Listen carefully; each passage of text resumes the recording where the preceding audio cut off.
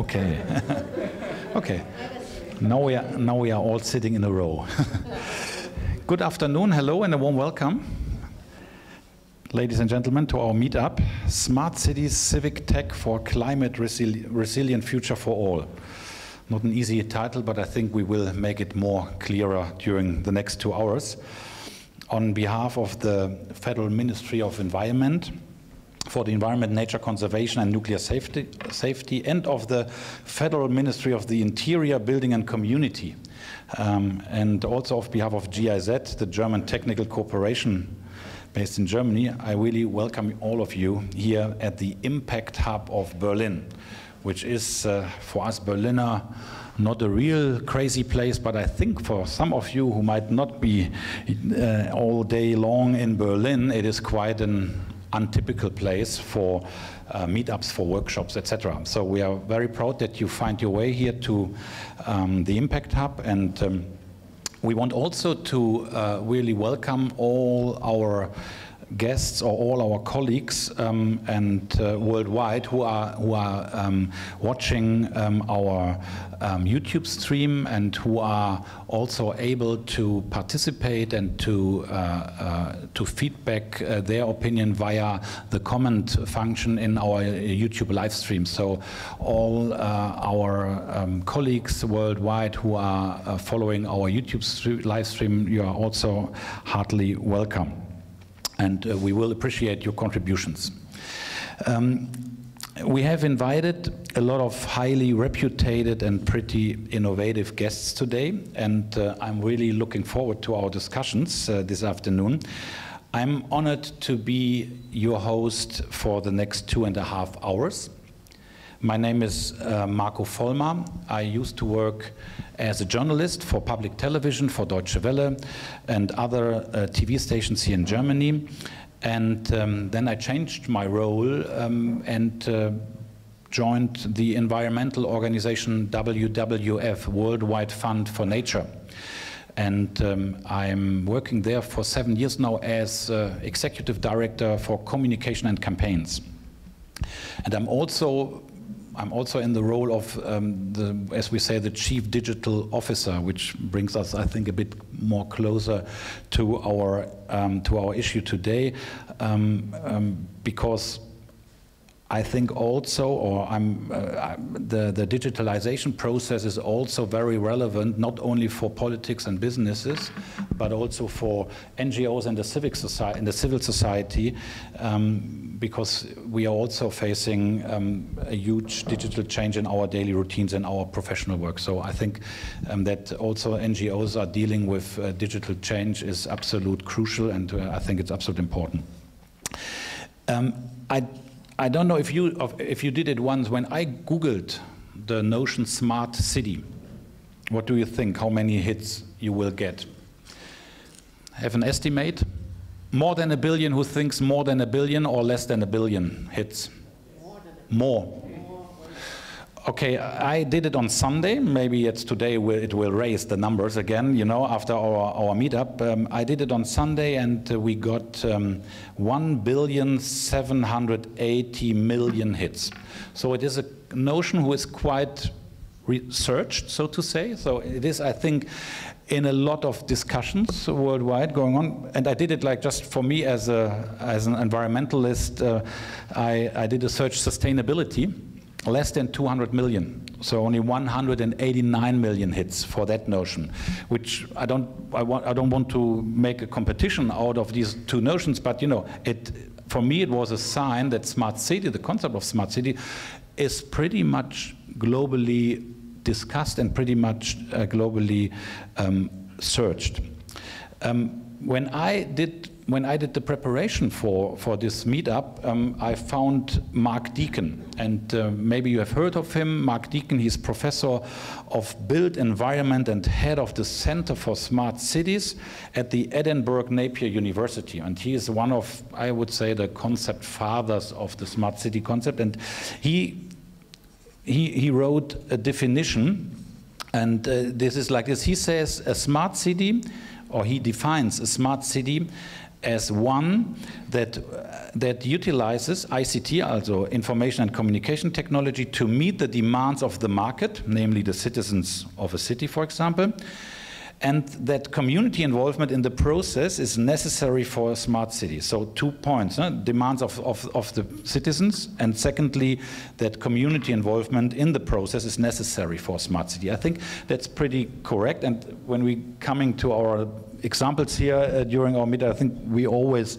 thinking about how can we bring in people, how can we mobilize the citizens, the people of these cities, of these communities.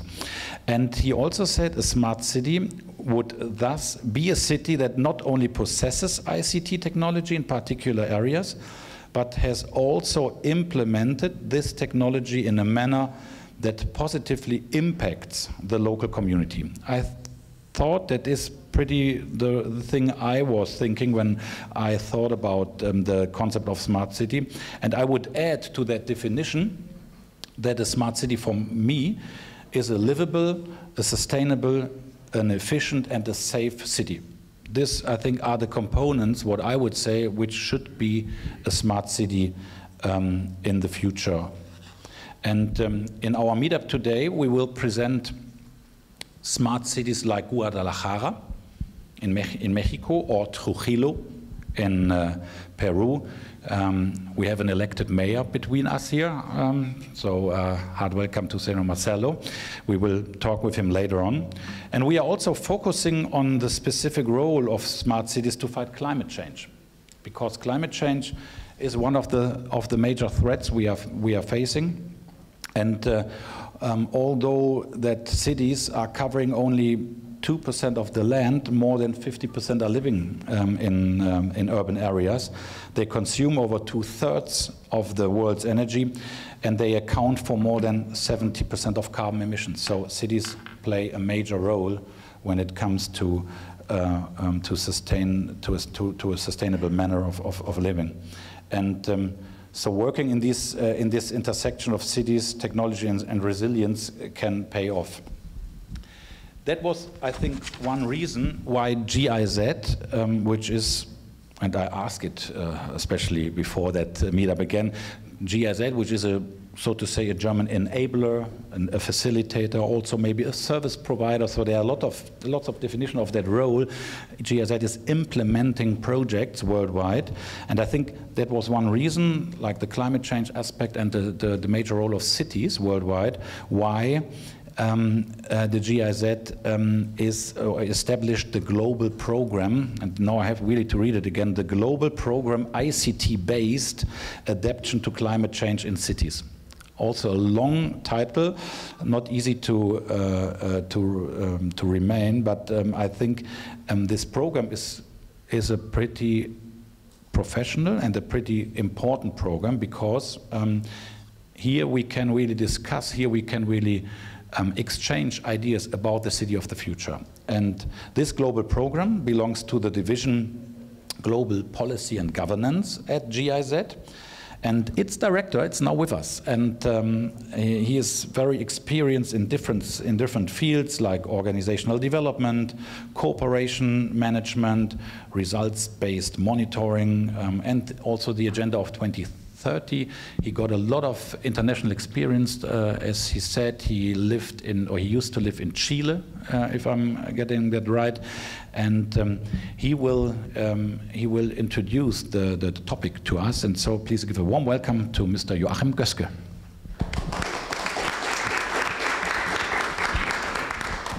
Yeah, thanks a lot. I just realized that I have to rewrite my introduction, because you already tackled all the issues which I was prepared to say. No, I would like to share some ideas with you about smartness. What does it mean, smart city? What does it mean to be smart?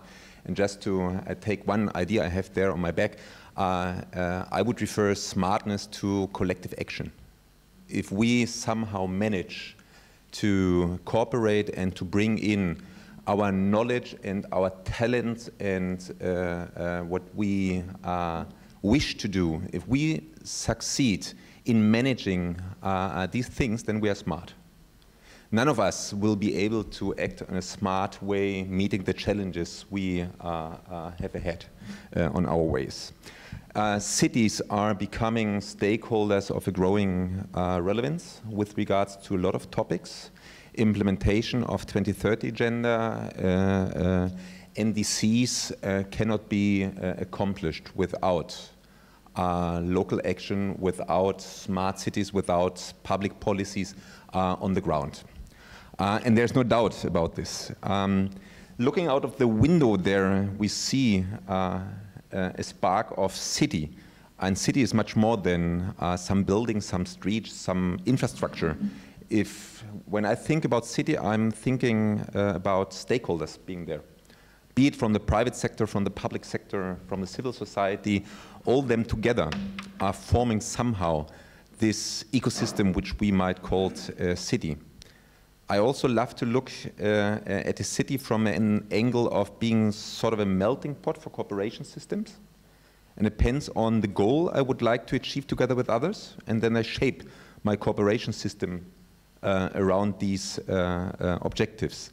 And cities, somehow, they are embedded within a wider range of systems. Because they're embedded within a national system, within a global system, they can engage with each other, sharing their information and learning from each other. So the question is, how do I shape a cooperation system? What are the main issues? And still, I'm not talking about digital solutions. You realize? But I'm still talking about smartness. So this cooperation system is shared by stakeholders and their interests. They will have to discuss among each other. They will have to agree to put on the table in a transparent way and to agree on common objectives to be achieved by common action. So once they define the common goals, they have to agree also on the pathways and on the strategy in order to achieve these goals. And if they are smart, they're not going to do a planning job. They are not going to draft it within a strategy for the next 5 years and to stick to their plan. They will be just smart enough to agree on the direction and then to go in that direction and see whatever they can learn on the way and how they adapt their planning. And if I realize how many stakeholders will have to engage with their interests, then I have a sensing of complexity of this task. But this complexity reflects the complexity of problems and challenges we have to solve within our cities. Talking about cohesion within our societies, talking about the infrastructural problems we face, and a lot of other problems we will have to face. So here within this frame, the main question is how we able to make use of the tremendous potential digital solutions nowadays offer to us. How can we use them in order to achieve these goals? How can we use what they provide in terms of data, for instance, in order to help us for putting their proper decision-making processes and to establish responsive public policies so that stakeholder citizens can trust in public administration and engage with public administration and take their role, take their task within this society. So what does it mean to become really smart? Use of modern technology, yeah, would be one element. But there is still the challenge to set up citizens and user-centered designs.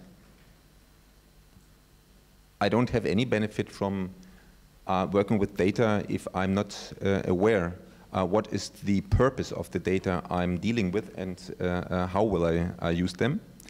Integrated responsive policies beyond the silos of our sector policies.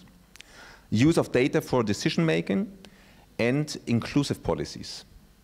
So no policy should be referred to as smart if this policy is not aiming at inclusion of our societies, because that's what's all about from my point of view. So coming there, or summing up, we're talking about knowledge generation, we're talking about learning, which is one of the main roles of GIZ. When preparing this session, we just discussed how the role of GIZ has changed during the last years or decades. We are not any longer an organization offering our knowledge and advice to partner organizations all over the world so that we might develop their capacities. We are sort of a knowledge broker. We facilitate exchange between stakeholders from different countries, making use of their knowledge. Many times they know quite better than we do what is needed and how to fix their problems, for instance, in a space of a city. And that's what I personally like a lot about also this project, to be able to somehow connect different cities among each others and learn from their experiences. That's why I'm really very curious and happy to be here, just to be able also to listen to your experiences and to learn more from your smartness, from your experiences from the ground. So I would just like to say thank you to the ministries, our ministries, helping us to implement this kind of projects. Gratitude towards our partners, cities from the different countries here present with their knowledge, that you came here in order to share your knowledge with us. It's really a gift, and I would like to say thank you, and thank you also to our team. Because we are still starting the Global Week with a lot of very interesting activities where we put some innovation within the debate, which is really urgently needed within our discussion, and you are also contributing to this discussion, and for that I would like to thank really from my heart. Thank you. Thank you, Mr. Göske. And I also thank you, Teresa. Thank you, all the team who really, I think, worked really hard to make that possible here today. On our program, we had a second, so to say, keynoter who unfortunately cancelled his attendance yesterday, so that the positive thing is, and we are always thinking smart and positive, that we jump directly into our next session, and I would like to invite you to a special place. If you don't mind, please follow me, just virtually, to our campfire. This session is meant to become, and this is my notion, an open source event. So we have really we have asked 4 outspoken and dedicated personalities to share their stories with us, and they will have 10 minutes to present their case, and afterwards I really invite you just to become, or just to take part in the debate, just to add your comments, just to ask your questions. And when I see you, this is Gabriela, right? Yes. Okay, so then we can start with you. Okay, good to know, because we would like to start with her, with Gabriela Canales, and she is the Director of Development Management at IMEPLAN. IMEPLAN stands for Metropolitan Management Institute in Guadalajara metropolitan area.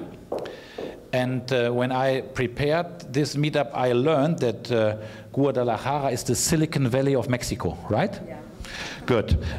So we have a quite experienced project manager here with us, with a demonstrated history of working in government administration industry, so to say, right? And you are skilled in non-profit organizations, in sustainable development, in conflict resolution. So I think all the skills really needed when you want to implement, or when you want to start smart city concepts. Yeah. So well prepared for that job. You are a strong program and project management professional with a master's degree focused in environmental management from Yale School of Forestry and Environmental Studies. And I'm really proud to welcome you here in the Impact Hub in Berlin, Gabriela Canales.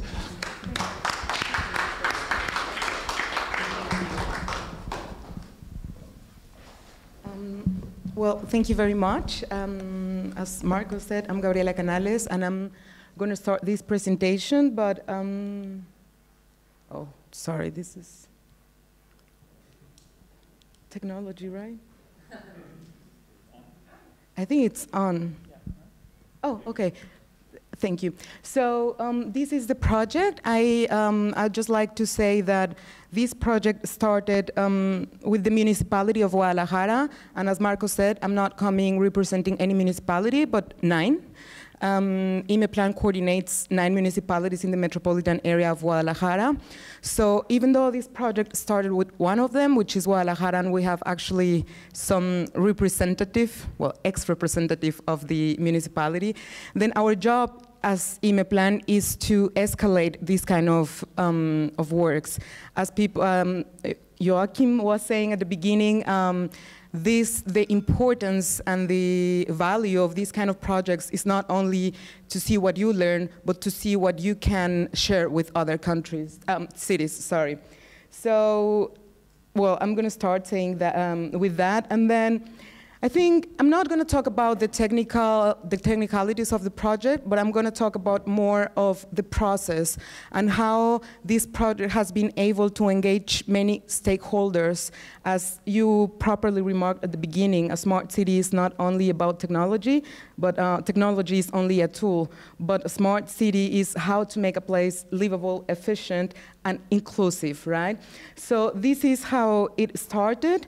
It was a citizen-centered design. So there was a participated diagnosis at the beginning, and we engaged academy, private sector, government, and very importantly, citizens. And there were some questions for citizens from 90 years old to 90 years old, different type of questions that gave us some inputs on how we could work for a better environment. And I think I find it very nice the way it was done, because questions they were very targeted for these people. So for example, for 90-year-old people, they were asking to draw graphics about how they saw the environment. For adults, the questions were like, how do you move? What's the infrastructure that you use in your surroundings? How do you think it has changed? Has it had any impact in your life? And for the 90s, I think I find it very inspirational, because they are the ones who shared the insight on how during 78 years, the environment had changed in their neighborhoods, how the storms had increased, how there were less trees, more noise, more pollution. So this is how it all started. So then the program is about solutions for adaptation, right? So we found that urban trees were a very important aspect for the population of Guadalajara.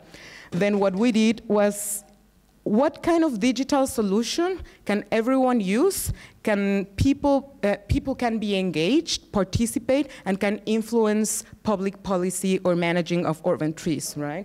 So we found this app. There was a pilot, and well, thank you, Lara. So this is, now I'm going to go a little bit about into the app. It has 3 components. One is the mobile one, which you can just use your phone and download an app and see what kind of trees or how many trees there are in a specific area. Of course, there was engagement from the government from the beginning, because the information is there, right? So how can you share this information with people? How can you bring it down so everyone knows about what kind of trees do you have? Then there's environmental sensor, DIY. I think this is also very important, because in the metropolitan area of Guadalajara, we have sensors that are managed by the government, but they're very expensive and there are very few. So how can you engage people to measure something? So we found that through these environmental sensors, we could increase the measurement system, and they could actually see what they wanted to do. Where is the noise? Where is there more pollution? And then finally, the web part, where you can see all the information displayed. So it's in your phone, you can map, but in the web, you can actually see all the layers you want to see related to urban trees. The following, please. So this is, I'm going to talk about the components a little bit.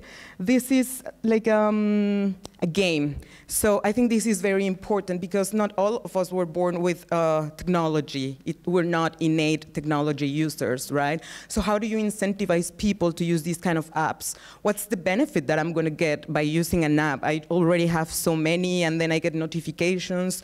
But how can we engage them so we can influence public policies? So this was the way. We call it the Pokemon Go of urban trees, because with your phone, just with your camera, any camera, you can just take a picture of a tree, and if there is information about it, then it would automatically give it to you about the eco benefits of the tree, or what is it giving it to you? What's the important or the relevance in your life?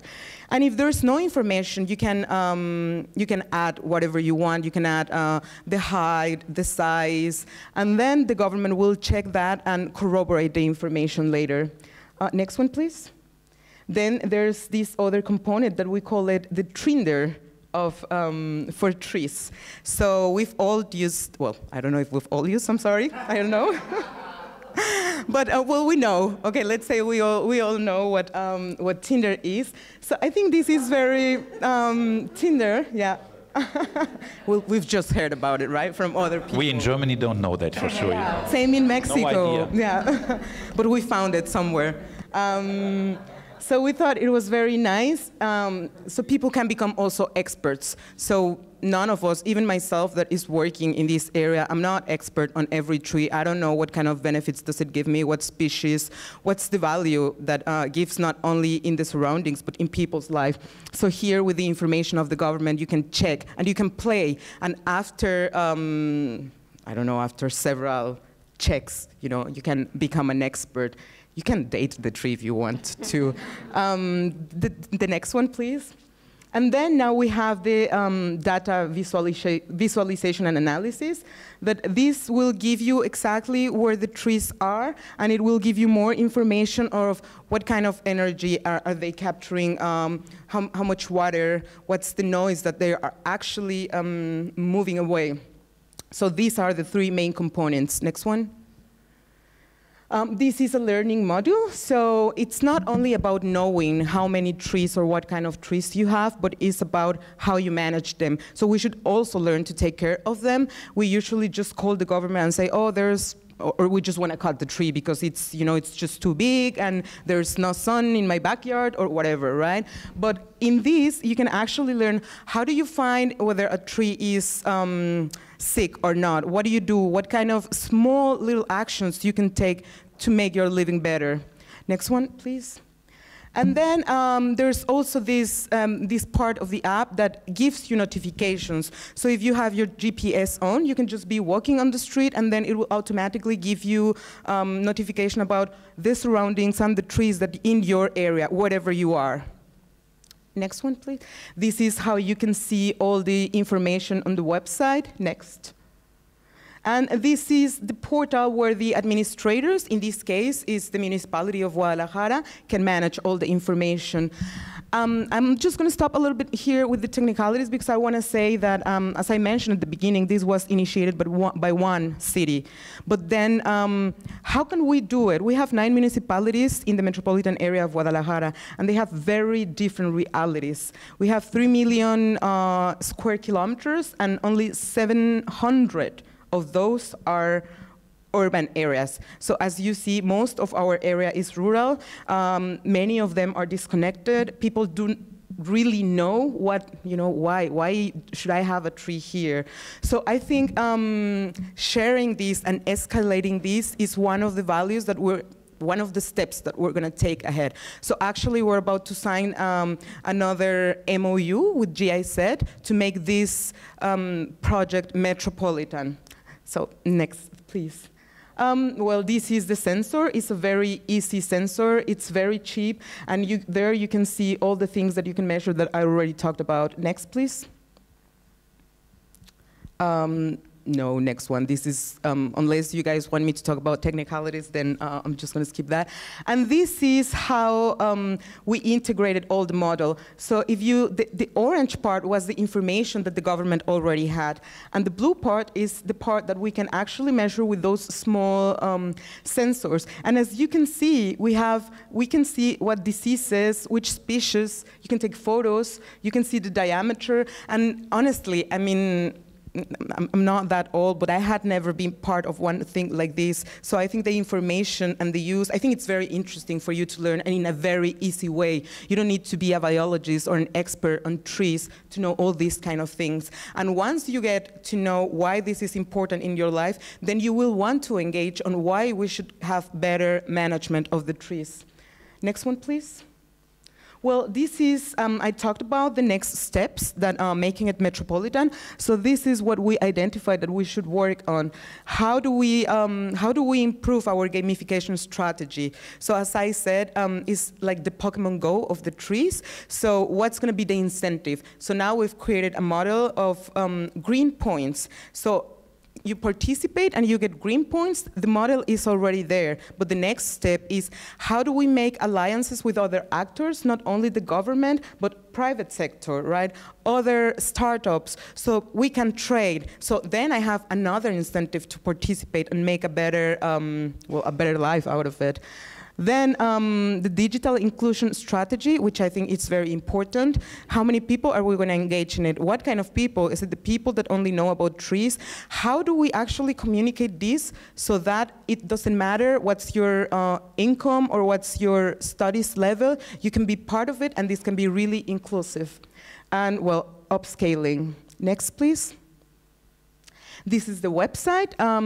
All the information is published. Actually, I think this is the next one or the following one. You can find all the documents. You can find the results of the participative diagnosis. We're going to upload more information about how we're going to do it. Now we're trying to find out whether we're going to do it with the other 8 or maybe just one. We want this to have an impact, not only have another app for people to just, use it for an amount of time like it happened with Pokemon Go, or maybe it happened with Tinder, I don't know. I don't know. But actually that has, that contributes, like a dynamic model that would give us more information and do a better planning. And I think this is my last one. Next one, yeah. So these are the information, and the next slide is my contact if you have any questions. There's also the team of GIZ and the municipality, and we'll be happy to answer anything. Thank you. Thank you very much. I think that was a really quick ride over your project, which you are implementing in Guadalajara. And although I thought that we make in a row all the presentations, I think we should have a break here and just ask for questions of understanding. Because I think now we have the project in mind, and my guess would be, if you have any questions, just let me know, give me a sign. I would start maybe with a question which I think is more than obvious at this stage. You really showed that really how to say that really lively app solution you created, and you talked about gamification. You talked about these I think incentives who are able to bring fun to the users, and I think that's one secret. And I would ask if you already have thought about, could that app be transmitted, for example, to Paris? Paris would love to have this app.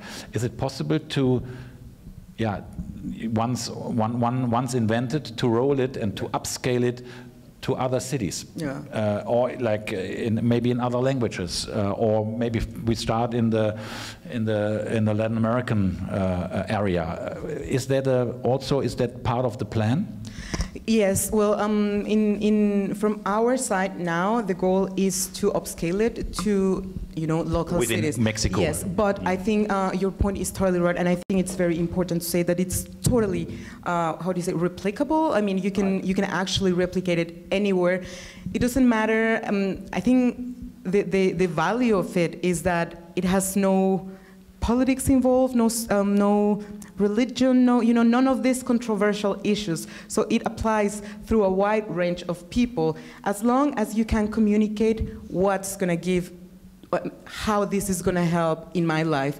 Can I have a better life if I participate? Can I contribute to the decision making? So I think in that sense, it doesn't matter where you implement it, it's the message that you want to give. And as I said, the technology is just the tool, because if we didn't have the phone, we would have to make up another way, right? But I think the key is the message. And is it in all 3 mobile versions? Well, now iOS, Android. Now it's only on Android, but okay. This is part of our, the next year activities. How do we make it more inclusive for other people to be part of it? And it is a free app, as I understand. It's a free app. It's totally free, yeah. Okay. Are there any comments or other questions from people here listening? Yeah, please go ahead. And please, would you introduce yourself so that we know who you are? Yes, thank you very much. I'm Anka Derichs from GIZ in Eschborn. My question is, in how far is the information that you gain through these apps, for example, fed into the urban design of the city? In how far does it influence the design of public spaces or private spaces in the city? Or is it more a tool for sensitizing the population? No, it has both. So now I think we could not even separate, because you cannot have something if you're just going to sensitize people, but if you're not going to make use of it. So the first part was to design the whole thing, the app, the uses, what's the incentives, and there was a pilot phase in one of the polygons, that are supposed to be more polluted and have more social problems. And then the information, it's still there. With that information, there was some sessions where people were involved and participated, and they could see how it could, they could use it. But then the next phase is actually, like make it larger, but use the information for planning. So where do you need more trees? What kind of care do you, what kind of care do you need to give those trees? So I don't think they can be separated. They are, if you are engaging people, it's because you want to make a decision or related to those people that you're going to be influencing. And then the information, so for Guadalajara it was quite easy, because Guadalajara is a little bit ahead on the information process and everything. So they have this technology flight LIDAR, so they already have some. We're already planning to do it on the other municipalities, so that's going to be the main input for the trees. So I would say you cannot separate it, It's there, so you have the people, and then, as Joachim said at the beginning, the question is not the technology, but the question is, how do you engage everyone? How do you make coordination with all these people, with all the stakeholders that need to be involved? Thank you. And I totally agree. What a great project. And I will let my colleagues of WWF Mexico know about it. Maybe they know already, I don't know. And I think it's exactly what you're asking, like how to engage people. First of all, I think you need to sensitize them, or as you said. And then in the second step, you're bringing them information, and you're trying to change behavior. But change of behavior is at the end of the ladder, so to say, of the involvement ladder. So that's the concept, like we, for example, work at WWF. But I think this is for both things, as you ask. I think for me it's a really it's a very good it's pretty good tool. Okay, our next guest sits next to me.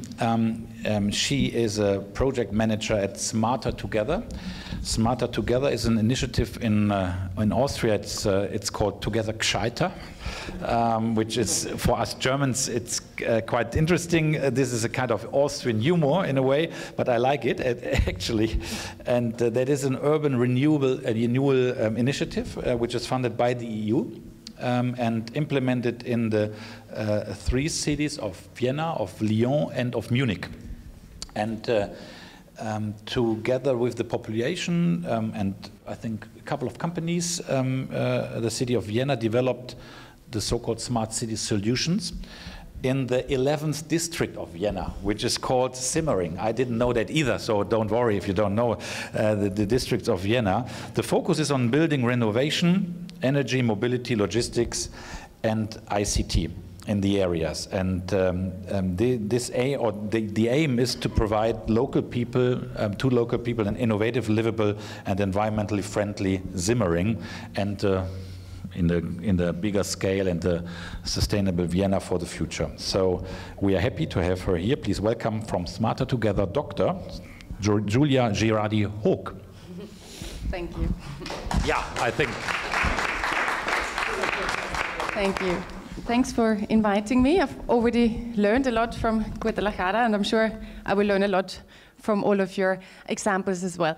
Yeah, thank you for the introduction. I don't need to say much more about my project. Now, the European Commission, the European Union, we've negotiated so hard about climate goals, right? And now we've agreed on those climate goals, and we see now we have to reach them. This is the next step, and this is even going to be the hardest step.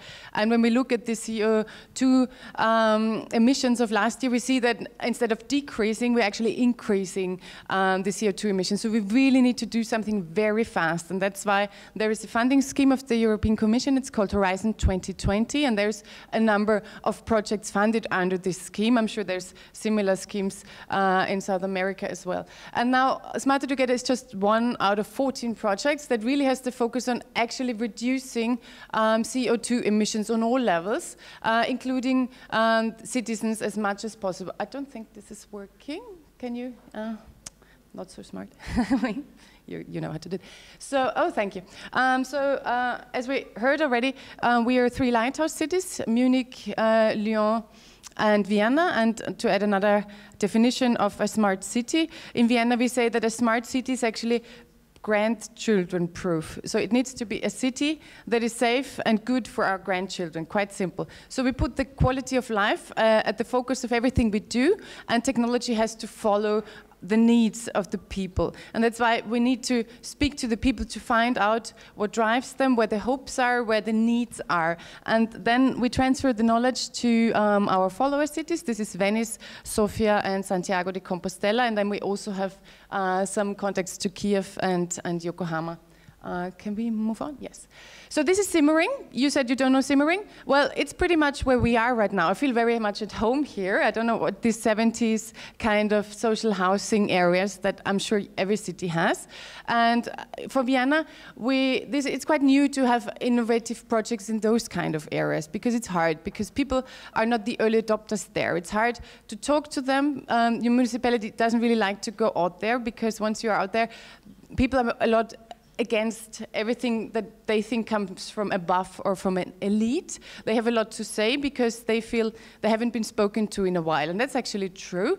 So we try to develop a methodology within Smarter Together how to talk to these people, because they're not interested in a smart city concept, in a top-down smart city concept. They don't care, they don't have energy and time for that. They have the daily needs, they have all the children and all their everyday pressure. So we need to redefine the tools and also the language to talk to these people. So we spend a lot of time out there in Simmering with the citizens to co-develop innovative solutions for car sharing, for mobility, for energy saving. And as you said quite rightly, one thing is to raise awareness for those topics, really hard. But the much harder step is to actually change the everyday behavior of these people, to let them into their everyday life without the stick to first, because now we have the carrot, we have the fundings, so we can offer something. We don't want to forbid them now the car driving or anything. So now we are at the stage to try whatever gets done by developing new tools, new technologies. Can we move on? And this is the population of Simmering. It's very migrant. It's a lot of migrant population, and so it's 37% of non-Austrian citizenship. It's very international, and we have extreme building blocks with very young population. This is where the migrants live, refugees also from the last wave of refugees, and then we have building blocks where there's a lot of elderly people. This is traditionally Austrian people with lower income, and these groups don't go together so well usually. Can we have the next slide? And this is also the level of education, and this was specifically hard for us from administration to talk to people that have basically non-academic background. You see 3% of academics. And this is harder to find a common ground. People are not so used to innovation when they don't have university training. A lot of unemployed people, and yeah, the single household rate is the same. Next slide, please. So what we did is we went to social housing blocks, and we started to renovate, and this is really change for people, right? This is change management. We need to do change management for governance learning, just as Joachim said, like moving from a paternalistic approach. We want so much good, we just don't want to talk to people. People in administration spend so much time, so many experts trying to find out the very best way to do it, and then they do it, and then they are really surprised that people are not thankful for it. But maybe they've developed it the wrong way all along, right? So we need to take those experts, take them out there to the tenants before renovation and ask them, what is important to you? And it's actually trees they like, trees that their heart depends on. And then there are technical reasons in Austria for fire standards or something, that the trees have to go away because the fire brigade needs to be there really fast and everything. And this matters to people. So we try to find out what is the most important for the tenants there, and then we find technical solutions that the trees can survive, but also how they can save energy in their everyday lives, and also how they can use car sharing and maybe let go of their second car or of their only car. But this is a lot of trust building needed to actually find a common ground with people. You need to find out about their everyday lives. You need them to listen to you, to trust you, that you really want good for them. And this, you need to spend physically a lot of time there. And this is nothing you can do digitally, actually. We spent a lot of time trying to get them to read newsletters and also to make them come to information events like this. Then usually 2 or 3 people come, even if it's on a Friday afternoon with a lot of free cake and everything. So it's like you really have to spend a lot of time there, and you get a lot of anger first with every time changes occur that you don't want yourself. People are afraid for very humane reasons, and we just try to teach also the technical departments, the housing owners, to deal with their tenants, with their citizens in these situations, and to do this change together. So next slide, please. And this is also, we try to challenge our internal technical departments. We told them we want a zero energy gym, you can do that. And they said, no, it's not possible. We have so many restrictions and it has to be super cheap, the building we do. But we had the funding, so we could use a little carrot. And so we developed, we have the challenge of of the climate change, that the summers are increasingly hot. So we have heat islands, and we need to think of how to cool the buildings rather than heat them. Well, the heating will be soon not so necessary anymore. So we need to use geothermal energy. We need to take the heat out in winter, and we need to take the cold out in summer. So there is technology in place. It's slightly more expensive when applying it, but then you can save money over time. And for this building now, we expect a return of invest within 10 years. So we really had to force our departments to build, to try to trust in this new technology. That is not rocket science, it's been done for years, but it takes some time to really grow into administration, to somehow alter their own standards, to be more brave and to change to use different and more advanced technology. Next slide, please. So this is the aspects of co-creation. I can give you more details on that later, but we developed a mobility point together with the city utility company that provides all the public transport. And also there we need to rethink. It's essential to have good subways and buses working, but then it's about the last mile. How do people get from the last metro stop to their home? It's a kilometer often.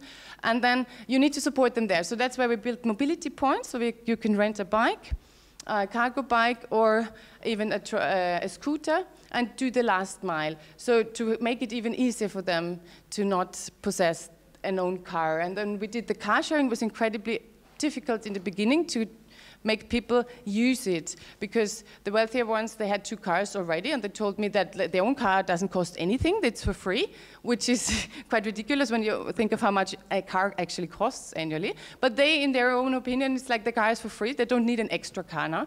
But now they drive them like crazy, the car-sharing cars, because they formed some sort of activity group around them. They tend after the cars, they meet monthly to discuss how to look after the cars, to change winter tires to summer tires. And I sometimes call it urban gardening for men, because it's mostly men meeting. And they like the social effect of that car sharing.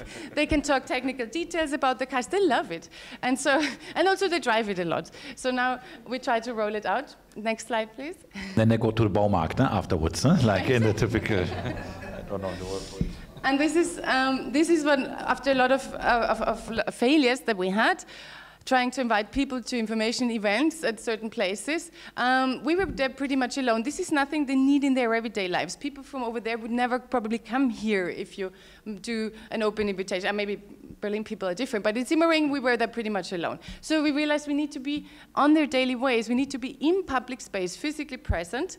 We always had some things for children, some torches where they could produce energy, so a bike generator, always some offers for everybody to take, to easily pick up. We developed an energy quiz where they could identify the most energy consuming items in their household, and that kind of thing worked. And then after 6 weeks we moved on to the next place, and really were there where the people are. We really figured we need to go closer to the people.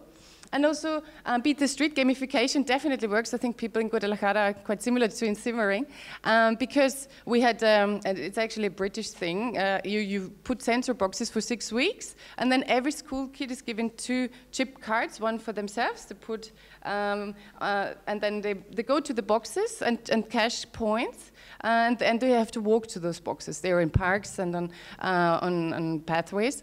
And also they can give 1 card to the parents, and they can get as many cards as they want. And then for 6 weeks they cash points, and the school that actually cashes most points gets a symbolic award, 700 euros for whatever gymnastics things they need. But that rocked Simmering. Like after, not like always having 4 people, and our information events, we had 6,500 active users for 6 weeks. I had people calling me 8 in the morning. It's like, where are the points? We walked until midnight and I don't see the points. So this is really what, this is the father dragging his whole family out, walking and cash pointing. So this is really, it needs to be fun for people, like trying to tell them how to save energy. It doesn't interest them at all. Next slide, please. Oh yeah, and you see some of the pictures, and we really try to get people to try e-bikes, to try e-cars. They often have never been in contact with that technology. It's really about trying getting their hands on it. Next slide, please. Yeah, this is basically what I talked about, a lot of children. This is the gamification project. Next slide. And then I was also asked about some more pictures. Next slide, please. And then we actually encouraged the municipality, like the district mayor, to block the street. We had it blocked for the building of the zero energy gym. It was only a parking street, really. But then the school immediately used it for the breaks, and also then in the afternoon, elderly ladies came. And then now we encouraged the district mayor to keep it permanently car-free. And so this is really a process for people in the neighborhood, and this is also what we call a smart city. It's not just the technology, it's really like applying or increasing the quality of life wherever possible. Next slide, please. And this is now the climate change that I talked about. This is really how can we deal with the increasing heat and drought. We're going to have very dry seasons and very wet seasons, so we need to improve the blue and the green infrastructure in Vienna. So we can go into detail later, and I brought some heavy books with me so that you can take it there in English. Basically, we developed an urban heat island strategy. We need to put more green on buildings and in public places. We need to save water. We need to quickly get it off the surfaces, but save it to keep the green, to feed it back into the green that we are probably going to have much more. And this has a lot of effects on the city's standards, on all the on all the definitions that we have on a safe facade, on how we calculate the pathways and everything. But it's a process that we need to do very fast, because last year we had more mortalities from the summer heat than from traffic. So this is really, it's not about just a feel-good thing, it's about life and death soon, and we have vulnerable groups like young children and elderly people that physically cannot take the heat. So we, as a city administration, need to think of how to quickly shape cool places for our vulnerable groups during the summer. I think that was it. I think one more picture. And this is just an innovative thing from Civic, actually. This is like, because in a city center, very dense city center, you cannot plant great trees so they don't grow so fast, that they give you nice shade. So this is something that we're working on at the moment, how to shade public spaces. And so in order to be quick, it needs to be something that we set up, that we construct, that is being grown on. And this is the MFO park in Zurich that is certainly the most innovative, but also the most expensive example that we could think of. Thank you, Julia. Thank you very much.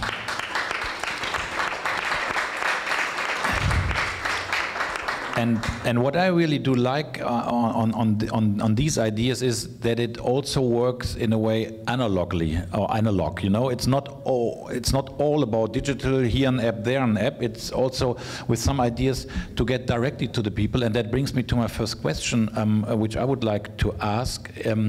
Why did you choose, especially Simmering? I think you said some words about it, but just to make it clear, you have chosen that district because of that good mixture of different social classes, so to say, of different people, so that you not went to a certain social area or to a especially wealthy area. It is a good mixture, I think, of Vienna, of the people of Vienna, right?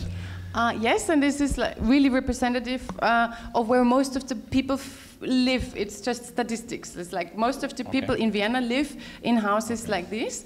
So if we really want to work on implementing those climate goals, we need to go into the masses. It's good to start in areas where highly educated people live that use cargo bikes and everything. But then as a city, we need to work with the masses. So this is, for us, it was quite random that we actually ended up there. We just looked at statistics, whereas the average household income average, we're slightly below average here, but this is really what we, in terms of building infrastructure, this is really where the masses live in Vienna. Okay. When you have a question or even an additional remark, just give me a sign. Otherwise, we will follow. Mr. Göske, please. Yeah, I'm really curious about one thing, which is dealing with failures. I mean, you had so many attempts that didn't work out right from the start. You were talking about the mistrust local people had towards the municipality and other things that didn't work out. How did you manage to learn out of failure instead of just quit and go home? How did you do it? Well, I think sometimes we had to have a lot of beers. No. Sometimes it helps, right? Yeah. Sometimes that helps. No, but this was part of the concept, really, and we talked to other, and that then helps to be in a consortium, in a project consortium, because in Munich and Lyon they had exactly the same failures. And we learned that Viennese people, you have to be very honest with them, and you have to admit that, okay, some things just really actually don't make sense. It's a technical implementation that doesn't add a lot to their everyday lives.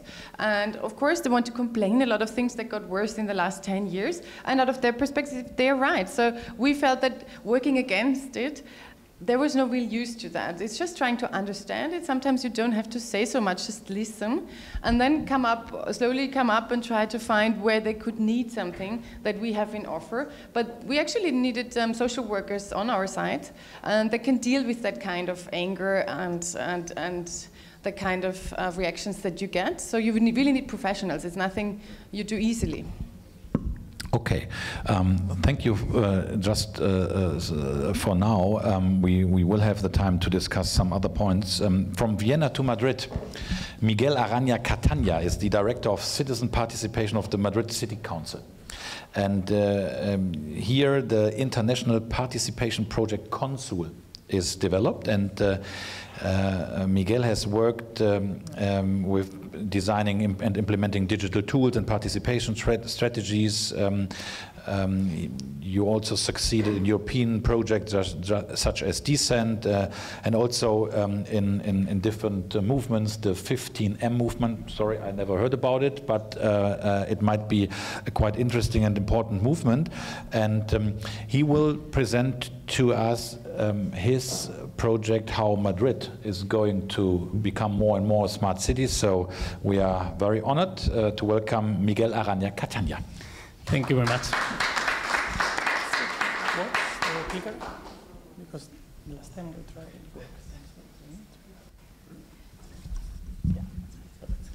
Yeah, thank you very much. Very happy also to listen to the first introduction about smart city, because this is exactly what we think smart cities should be in Madrid. And this is a quite, it's not very common to hear this kind of definition in the smart city context. So really happy we are thinking in that kind of approach. I want to present the Consult project. It's a project that we started 3 years ago in the City Council of Madrid. And it's a digital platform to engage the citizens of Madrid and let them take the most important decisions on the city. It's a project that was started as an open source project. So we started in Madrid, but very fast spread to many other cities.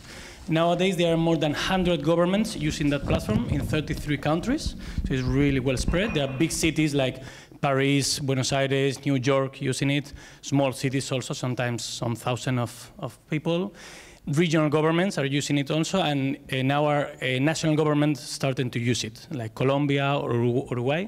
So even if I'm going to present what we do in Madrid, you can think that something similar is happening in Paris, New York, Buenos Aires, whatever. So we try to develop a digital platform to be able to take the citizens all the important decisions on the city council. So what we did is to open many different channels for participation, so everyone could find the way to participate and to be involved in all the different decisions in the city. So for example, we created a space that is the debate space, where citizens can create debates about anything they're interested in. It's like a meeting point for the citizens. They come, they start a debate about any issue they think is interesting in the city, and they rate the different debates, like or not like, to define what are the important issues on the city. So this is changing every day with the agenda, the issues decided by the citizens. They can meet, talk, but especially to create communities, to make citizen spaces. So we are not coming here usually to create debates, it's mainly the citizens. We have a space for citizen interviews. This is more with the contact with the politicians or the experts in the city. This is, for example, a citizen interview made to the mayor of the city, and then people can send questions, in that case to the mayor. They can vote on the different questions, and then she can come directly to answer. So it's an easy way for people to talk with the politicians, with the experts in the city directly, in a very easy way. We have also a space that is a bit more interesting, that is the citizen initiatives. Here people can make proposals about anything they're interested we should do in the city, investing money, changing regulation, whatever they think we should do. And they can gather support on their ideas. So other citizens can say, okay, I like that idea. When one of the ideas reaches some level of support, in the case of Madrid is the 1% of the population, so 1% says, okay, that sounds interesting, that idea goes to a voting. Then everybody votes yes or no to the proposal, to the citizen initiative. This is an example of two proposals that we voted last year. One was to change the ticket of public transport to make it more cheap and affordable and easy and so on. And the other one that probably is more relevant for this conference was called Madrid 100% Sustainable. Was a plan for the next 15, 20 years to have the most sustainable, green, environmental-friendly city all over the world. There was a plan that was made by 400 organizations that joined together to make the plan. There was organizations like WWF, Intermon, also small organizations, they joined together and they say, okay, now we can propose. So our priority is the environment, and we are going to propose a plan. Was voted, approved, so now we are doing that.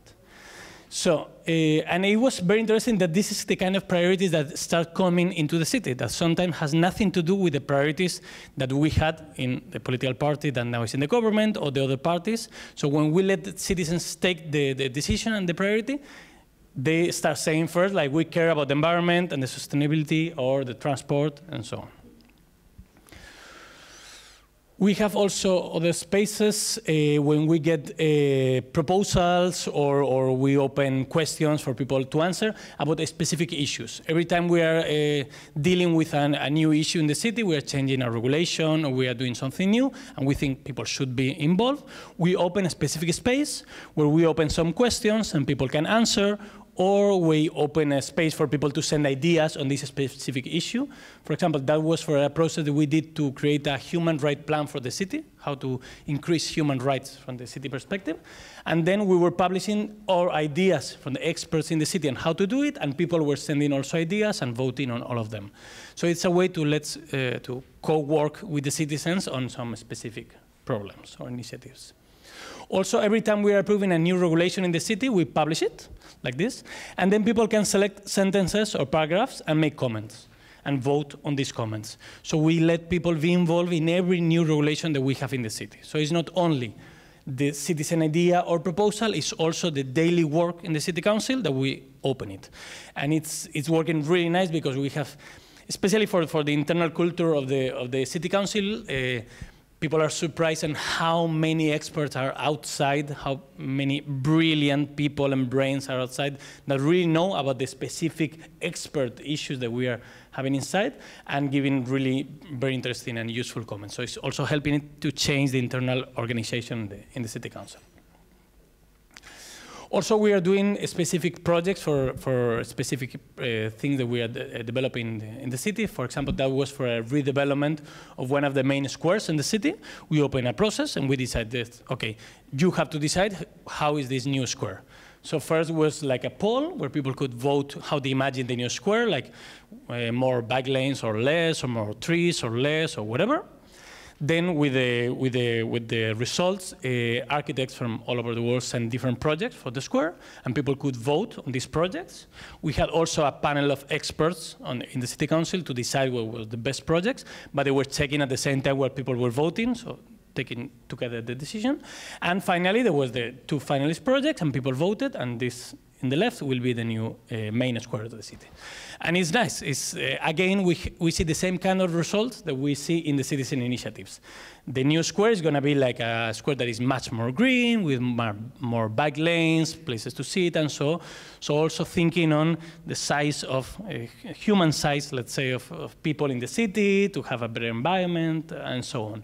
And also a cheap square, so also people care about how they spend their money. We are doing it for all the new redevelopments, all the new squares, all the main roads. People now vote how they imagine that it should be. And also we have a space of participation that is interesting. There is the participatory budgeting. This is a very common process in many cities. Part of the budget is decided directly by the citizens.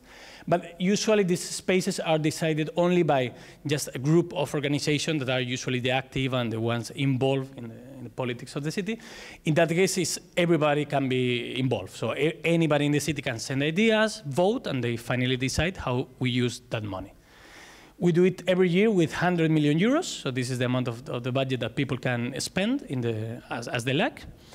We have 30 million euros that are for ideas for the whole city. So for example, I want bike lanes all over the city. So your idea can cost up to 30 million euros.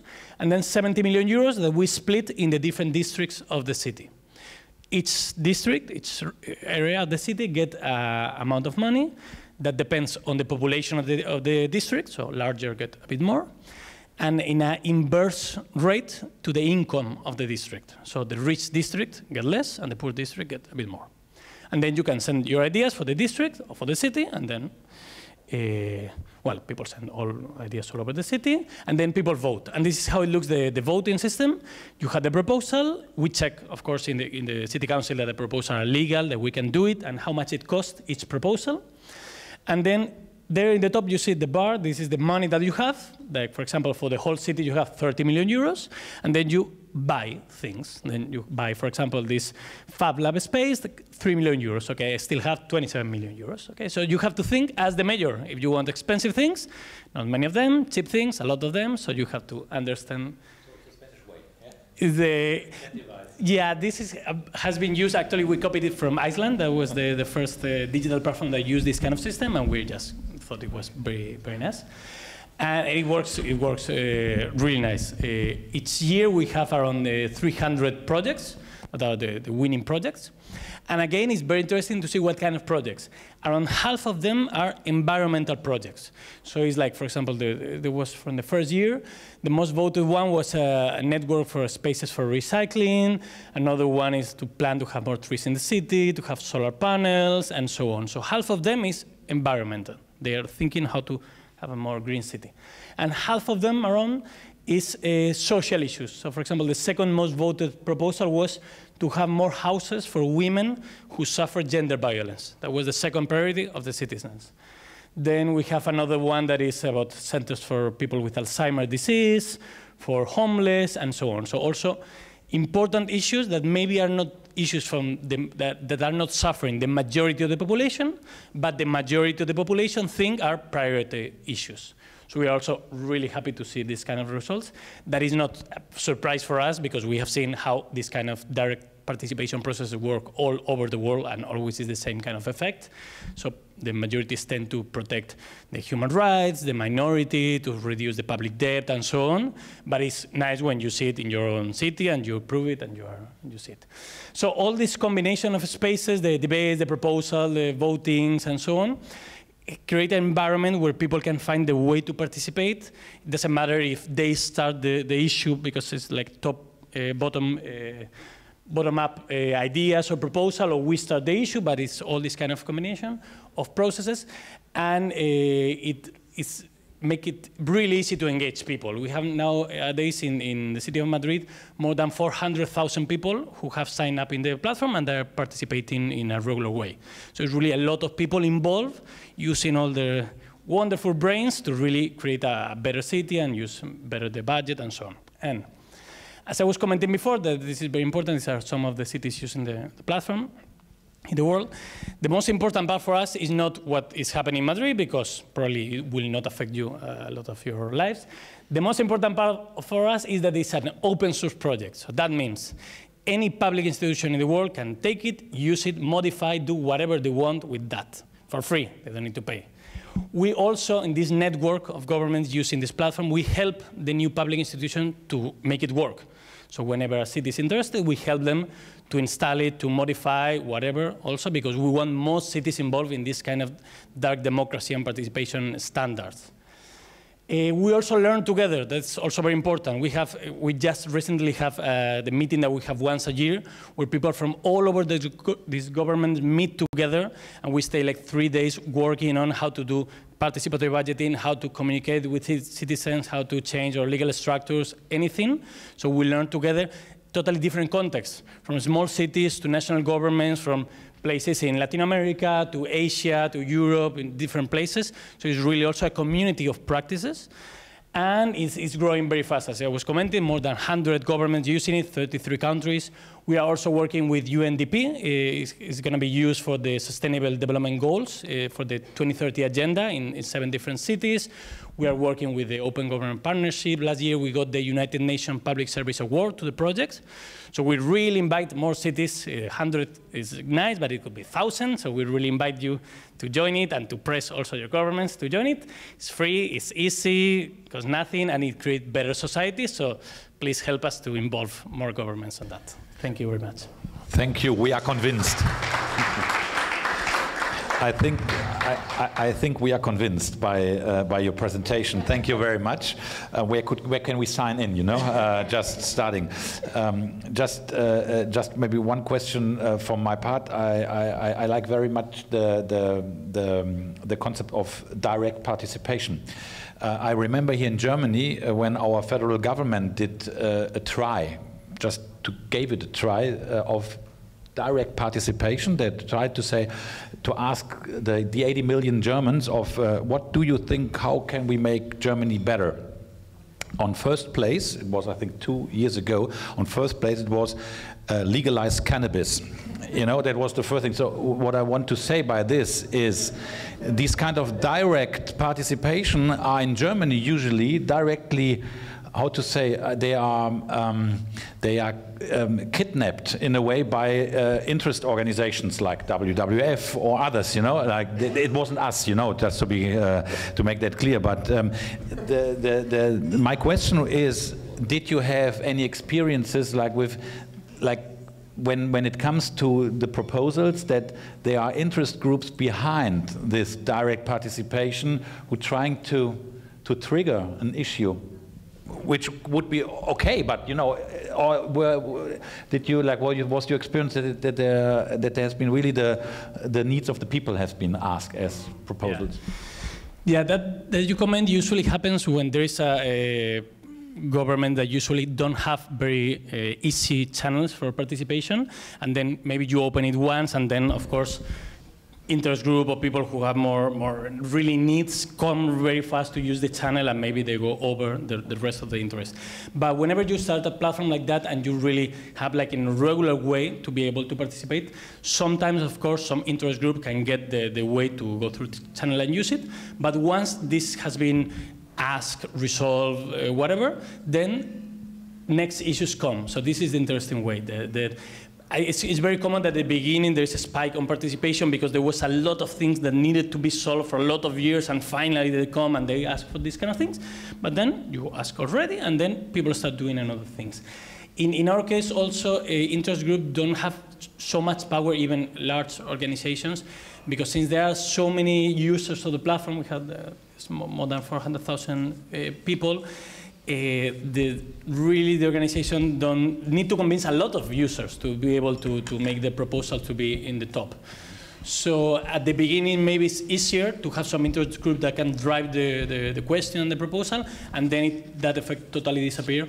Also because usually this interest group find much more easily to find a way through the politicians and just take the decisions as it's usually done. So they don't want really to spend a lot of money in campaigns to convince 400,000 people when you can just arrange a meeting with the politician and try to convince 1-2 persons.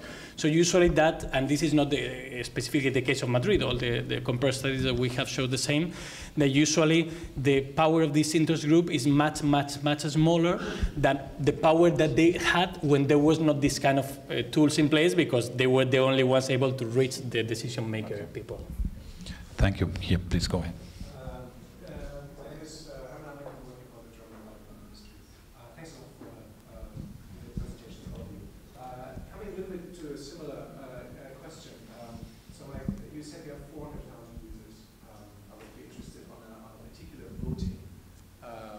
On a particular voting, how many? Thank you. How many people do you have engaged in that sense? That would be interesting, and sort of how that has been developing. I think it's quite nice that the voting actually really is connected to activities that will actually happen on the ground. I suppose that will increase participation. Now with my German hat on, I obviously see all the things that are critical, that's sort of culturally ingrained, and one of the things that we often have in discussion with these type of participatory approaches is, well, there are elderly people who sort of, you will have a bias towards the young. Now you might argue with, well, they need to be grandchildren proofed, and the young will get the kids, so maybe they're closer to that, so that's fair. But I think equal representation is a sort of a value. So how do you deal with that discussion that the elderly do not participate, sort of, so they are left out? Do you have control mechanisms, or how do you deal with it? Thank you. Thank you. About the bias, and the first one was the number of people engaged, right? For the 400,000 people, that depends really a lot on the process. So for example, when we publish these regulations and we want like more experts involved, maybe we can have some thousand of people because it's a bit more technical. And then maybe in the participatory budgeting, we can have more than 100,000 people involved, and in a direct voting, more than 200,000 people. The interesting thing is also these people are changing from one process to another. We have an internal notification system where we notify the people when there's a new process. So also, sometimes you decide, okay, I just let the rest of the users decide, now I'm more involved. The interesting thing is they keep, and that keeps growing. So it grows really fast in just these 3 years, this 400,000, and keeps growing. So I think it's good. And the other one about the bias, we publish, since it's easily to get all the data about the users, and we publish it in every process, what is the profile of the users in terms of age, gender, and the district they are living. And we find much less bias than, for example, in the elections. In the elections in Spain, I don't know how it's here, but usually the older people tends to go to vote much more than the younger. And it's really biased, so it's not representative at all of the population. And here, for example, is the opposite. It's much more easy to involve older people, younger people. In the big numbers, we don't really find a sensible bias in any age. So it's really from 16 to 18 and over 65, there's a small bias, but really small. So, but the population age curve is really like the curve of Madrid. Also in the gender is like gender balance. And in the district, we try to find patterns related with the income of the district, of the level of education, and we see no patterns. There's a bit of noise, so we are sure there should be some bias because society is already biased, so that should be there. But at least in the big numbers, it works, and it works better than just the traditional participation mechanism like election that we have. So in that sense, we are very happy. Also, this just to also include, all the platforms also have some kind of interfaces to be able to have offline participation processes, like to have ballot boxes or to send maybe letters for postal voting or these kind of things. So also depends on each government to decide how much resources they want to use for these offline processes to try also to reduce possible bias. But in general, just the digital part, we are we are surprised in how well also the older people behave with the smartphones and so on. They are quite active on the platform, so yeah. Okay, thank you. Just to complete our first session, I would like to introduce to you to Dr. Teresa Kerber. I think most of you already know her, but she is the program manager of that program, again, ICT-based adaptation to climate change in cities. Now it's getting better and better after a while. She was a knowledge management specialist at GIZ's sectoral department. Her areas of specialization include ICT for development, urban development, and climate change, adaptation and mitigation. To cut it short, she made our meetup here possible, and so I'm really happy that she will give us some insights about her systemic work, and especially with a focus on Peru. Please go ahead here, go in the middle. Come. Ah, okay, good.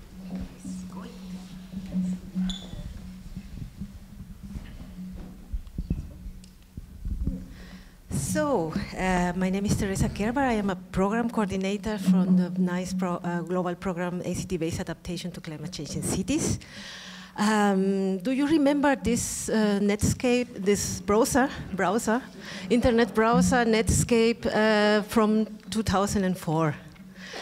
Back there, I was writing my PhD thesis, and one of my professors was writing a groundbreaking book on municipal landscape planning through computer-aided project management.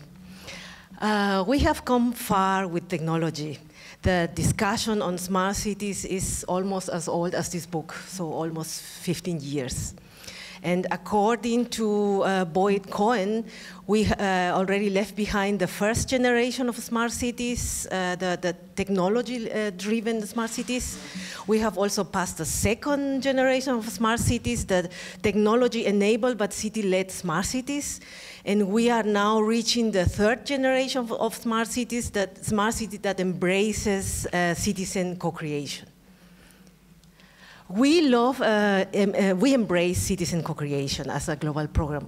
We are implementing this program on behalf of the Federal Ministry for the Environment, Natural Conservation, and Nuclear Safety, and in cooperation with the Federal Ministry of the Interior, Building, and Community.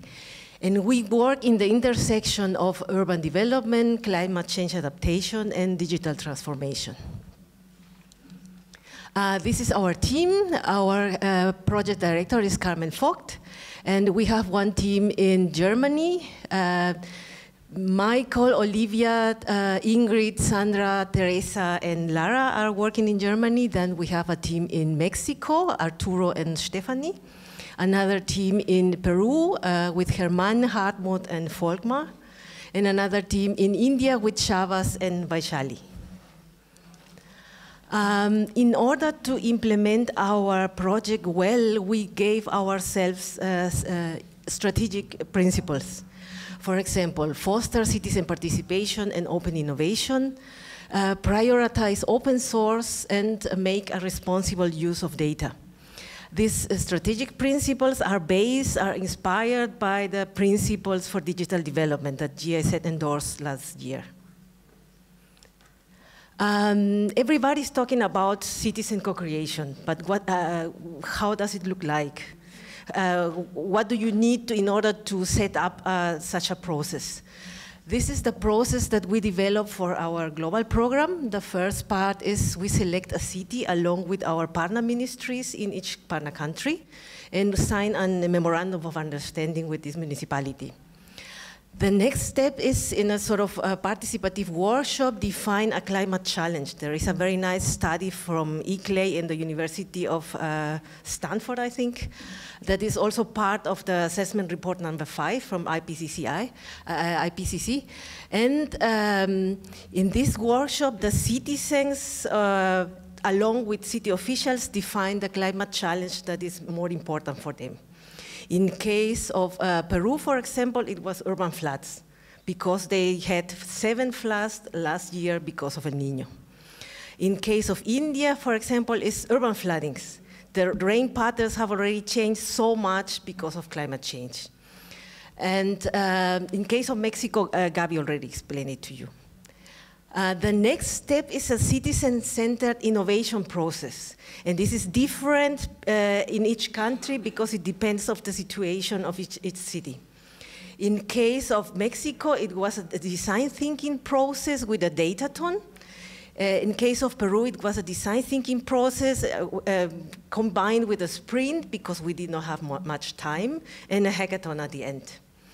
And in India, we are thinking about, they have a lot of expertise already in the ecosystem, the digital ecosystem is well developed. We are thinking about design thinking combined with Scrum and maybe other new methodologies. And the next step is the development of the digital solution, meaning the coding, the hard coding. And then we pilot in an area of the city, and at the end we organize a wrap-up workshop, making recommendations to the city, to the municipalities, what to do with the gathered data, how can we upscale or transfer to other cities, and how would it possible to include this data into future urban planning for the city, and how to continue with the process if the citizens and the city officials are interested.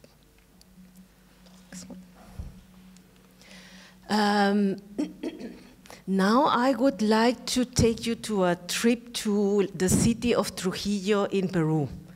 This is a city in the north of Peru on the coastal side, and the digital solution that we support, that the municipality of Trujillo developed with support of GIZ, has 3 parts. The first part is a weather station with 7 sensors, because the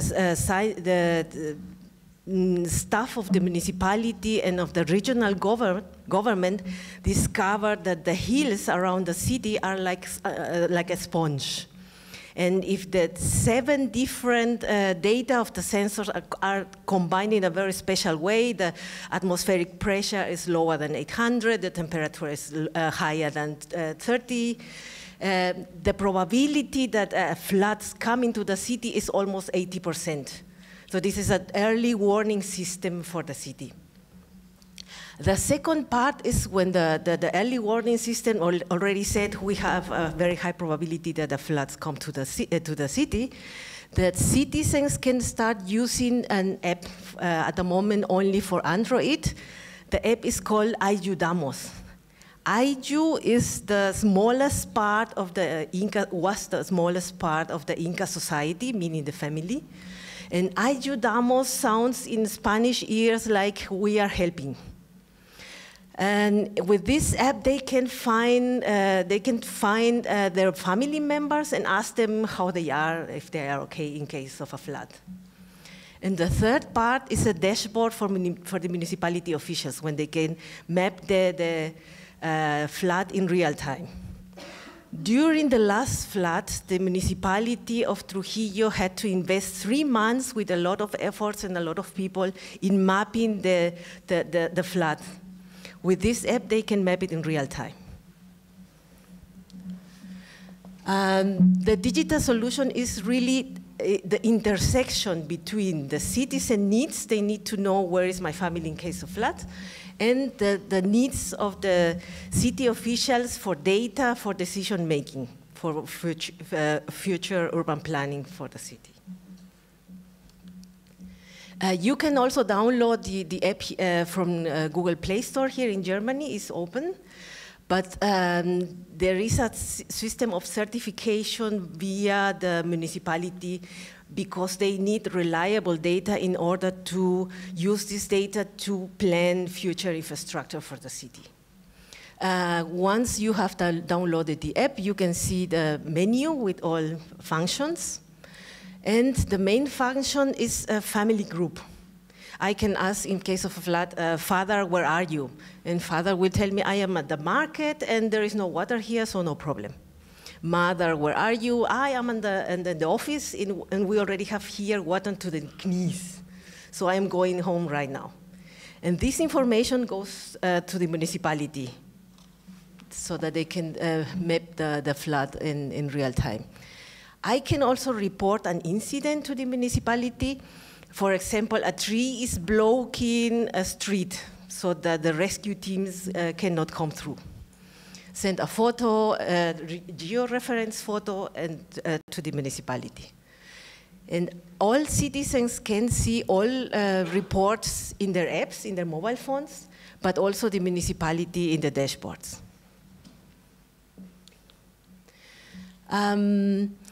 Coming back to the citizen-centered innovation process, the citizens of Trujillo told us we have a lot of problems because of floodings. We already know what happened, but they had the knowledge in their heads, and we needed this collective wisdom, this collective knowledge on the table.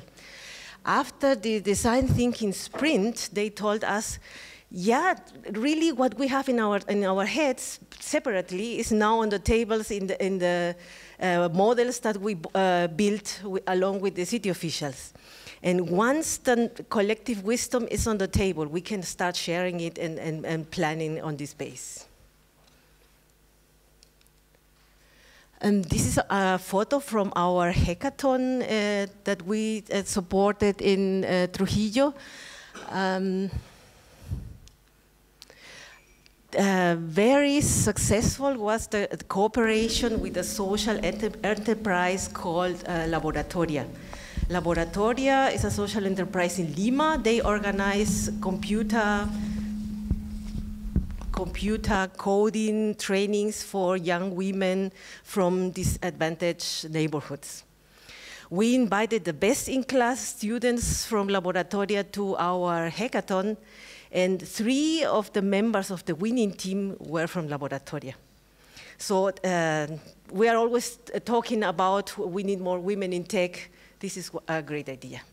So, supporting young women to go more into tech. So e-skills for girls really work.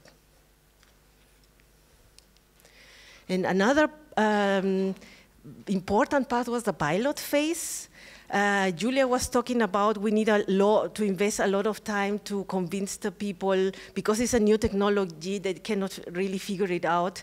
And our colleague Germán Lizarzaburo went to the schools, went to the markets with his laptop and a couple of tablets so that they could really try the app, use it, try to lose avoid that they had to be afraid about the new technology and so on. And now some lessons learned so far. I'm sure in the next year we are going to get more. The first is use the added value that technology can offer. ICT can play a very important role in climate change adaptation, climate change mitigation, and sustainable urban planning. by aiding the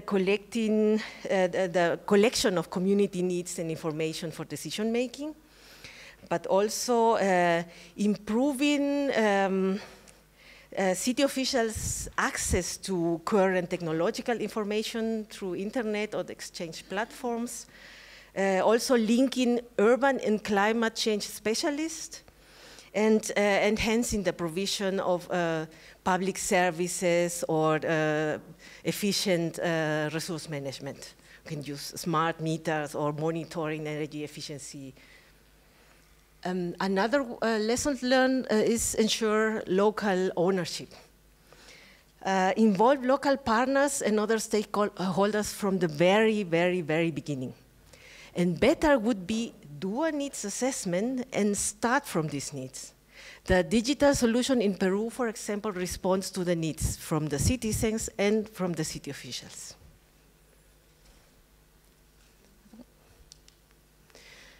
Two last lessons learned, take small, achievable steps. Everybody's talking always start with a big smart city vision or a smart city strategy, but the technology is so new for many citizens so that we need to make first results and show to them so that we can convince them and take them with us. The digitalization, digital transformation has to be inclusive. And the last one is pilot, evaluate, and adapt. During the pilot phase, we got new requirements from the city officials and from the citizens. And it is important that we take these new requirements seriously and try to include them in the next phases of the development of the digital solution. This is a video that we did not manage to upload. Thank you very much. Thank you, Teresa. I'm really delighted about all these kind of concepts of ideas and also about your learnings you already met. And I think although you said that there might be some more learnings in the next couple of months and years, I think there's already a lot of knowledge and experience in your learnings. So I think which more or less all the other cities can take profits out of. So again, a question, please. But otherwise, people who are listening on our stream cannot hear you. Okay. Sorry for having many questions. No, you're really invited. Too interesting. I have a question regarding, thanks, that was very interesting, and I've heard about the project a couple of times because we are funding it, but every time I'm sort of amazed because I'm learning something new, so that's great. My question is sort of where does co-creation stop and scalability start? So I do sort of here as a common theme, sort of, yes, solutions need to be co-created, and I do sort of, in a design thinking approach, I think that makes complete sense. But I suppose solutions, as we've just heard from Madrid, and solutions that you have just presented from Peru, do have an applicability that is much wider. Once you have created sort of that flooding warning system that can be rolled out, and you still need to find your user group, but that needs to be rolled out. So that would be my question, and then I would also be interested, sort of from a ministry side, also, are there sufficient mechanisms you find in place for scaling such solutions? So where do you go next once you have figured out that's an effective approach? You've monitored that well, and where do you go from there to ensure that other vulnerable communities can access that? Thanks. For scaling up, it's necessary first political commitment of the mayors and the other authorities of the city, but also at the national level. There are some bylaws that can really support the transfer or scaling up of digital solutions. The presidency of the Council of Ministers of Peru is our partner ministry in Peru, and they have a new law when a municipality develops, a Peruvian municipality develops an application or a digital solution. Automatically, this application is owned by the Peruvian state so that they can replicate in all over the country, in all the cities, in other regions. And about the process of co-creation, in my personal opinion, co-creation never ends because the digital solution is now ready, it can be scaled up, but technology is always developing. And it can be that next year we are going to have more blockchain, or maybe quantum computing comes up and we have to change the digital technological base of the digital solutions. And for that, we still need another process for citizen-centered innovation with design thinking, or maybe a new agile methodology comes up. Nobody knows. It's the future, the beauty of the future. Thank you. Now you all have gotten a glimpse of Trujillo, and you all know Trujillo quite a bit.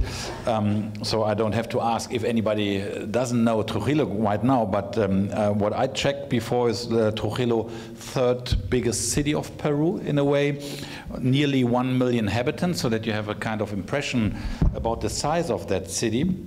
And what I've read is that Trujillo is known as the city of everlasting spring, and also considered as the capital of the marinera. Who of you knows the marinera? I think some of the guests coming from Latin America, okay, even my good friend from Cologne knows it, okay.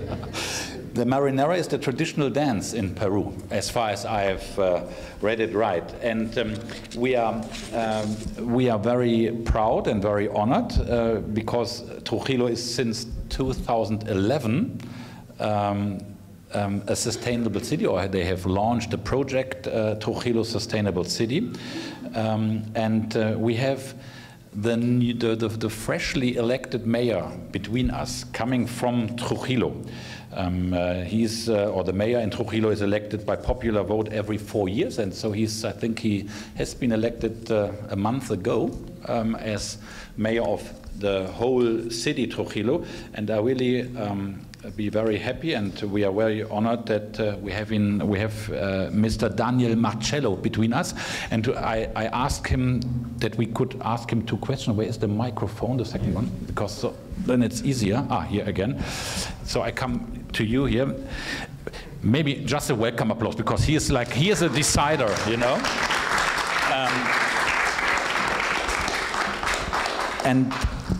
And Senor Marcello, when you hear about these concepts here about smart cities, what are your plans now to make Trujillo even smarter in the future? We already heard since 2011 you are on the way, but what are your plans to go further?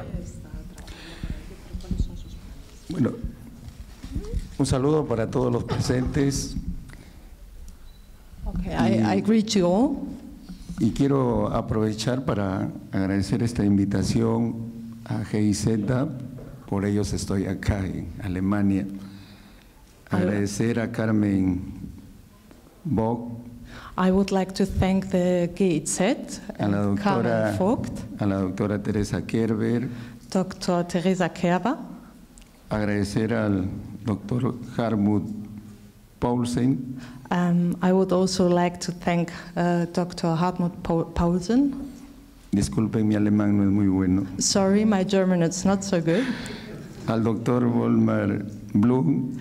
I would also like to thank Dr. Volmar Y también al arquitecto que también hizo posible mi viaje, Germán Lizarzaburu. And also Germán Lizarzaburu, who the architect who made possible my journey here to Berlin. Bueno, estoy muy contento de visitar este hermoso país y estas ciudades de Hamburgo y de Berlín. Y la verdad que lo sentimos muy complacidos. Creo que en este corto tiempo que hemos estado hemos podido aprender muchas experiencias y sobre todo de las exposiciones también que que se han hecho.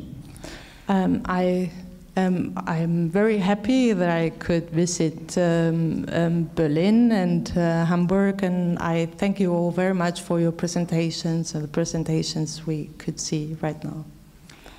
Actualmente soy alcalde de un distrito de la provincia de Trujillo. Es un tercer periodo de 4 años, o sea, 12 años voy a cumplir al frente de esta municipalidad distrital. I'm actually the mayor of one of the districts of the city of Trujillo. It's my third mandate. It's my I've been mayor of one of the districts for 12 years. Y bueno, ahora que estamos viendo la tecnología, los smart cities, que también lo hemos estado viendo a través de las redes,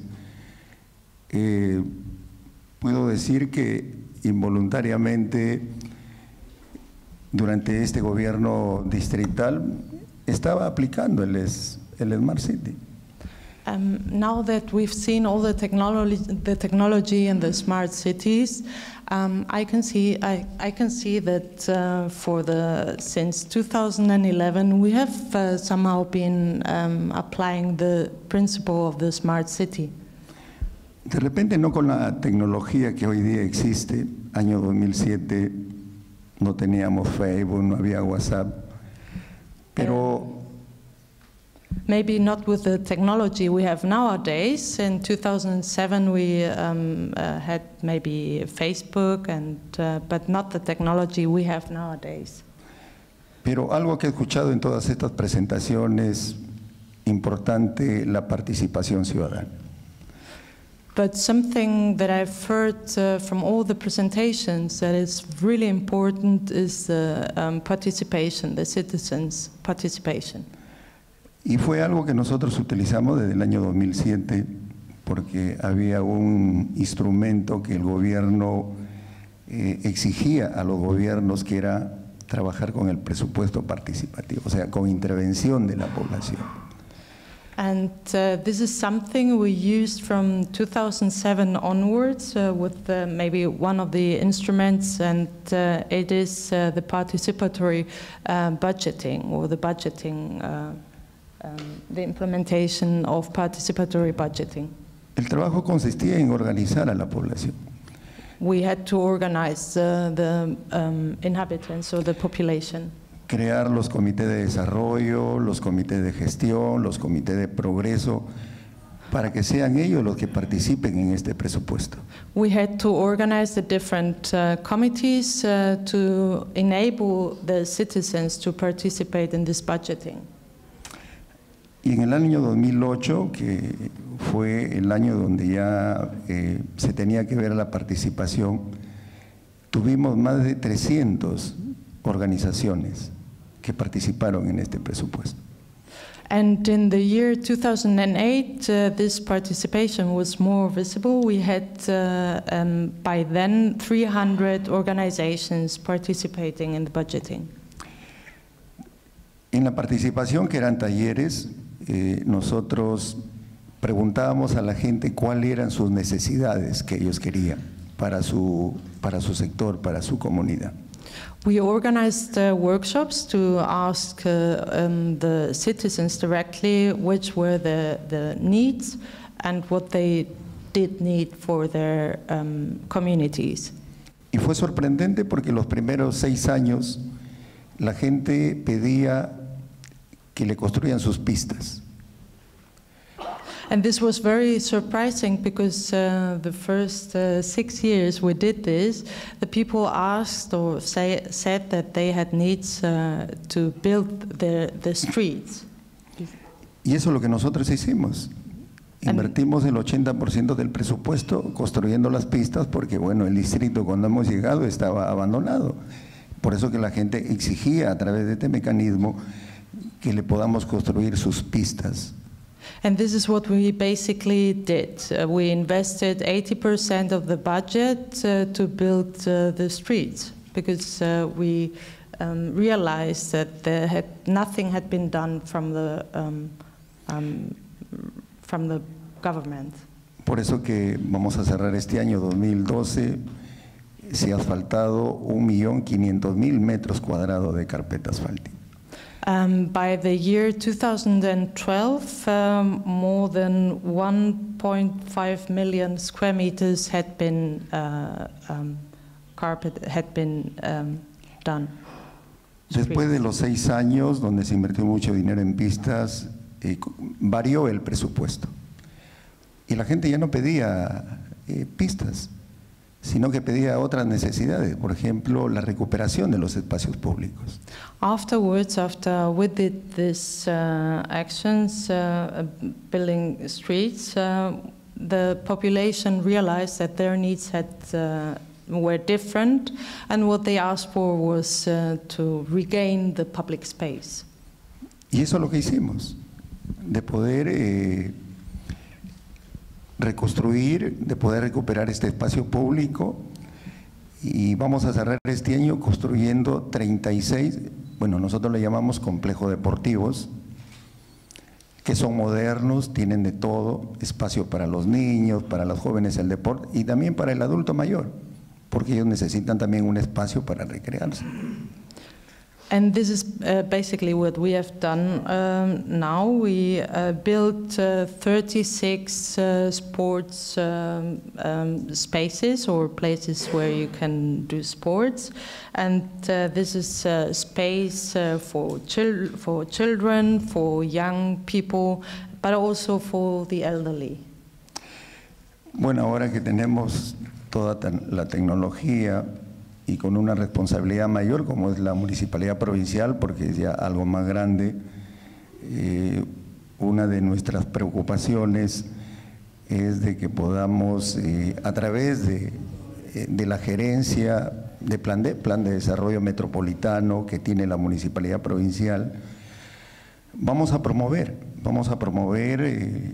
la planificación, de que podamos tener actualizado nuestro catastro, donde podamos tener ahí todos los espacios ya a través de los instrumentos que vamos a utilizar, y de tal manera que ahí podamos nosotros planificar y construir.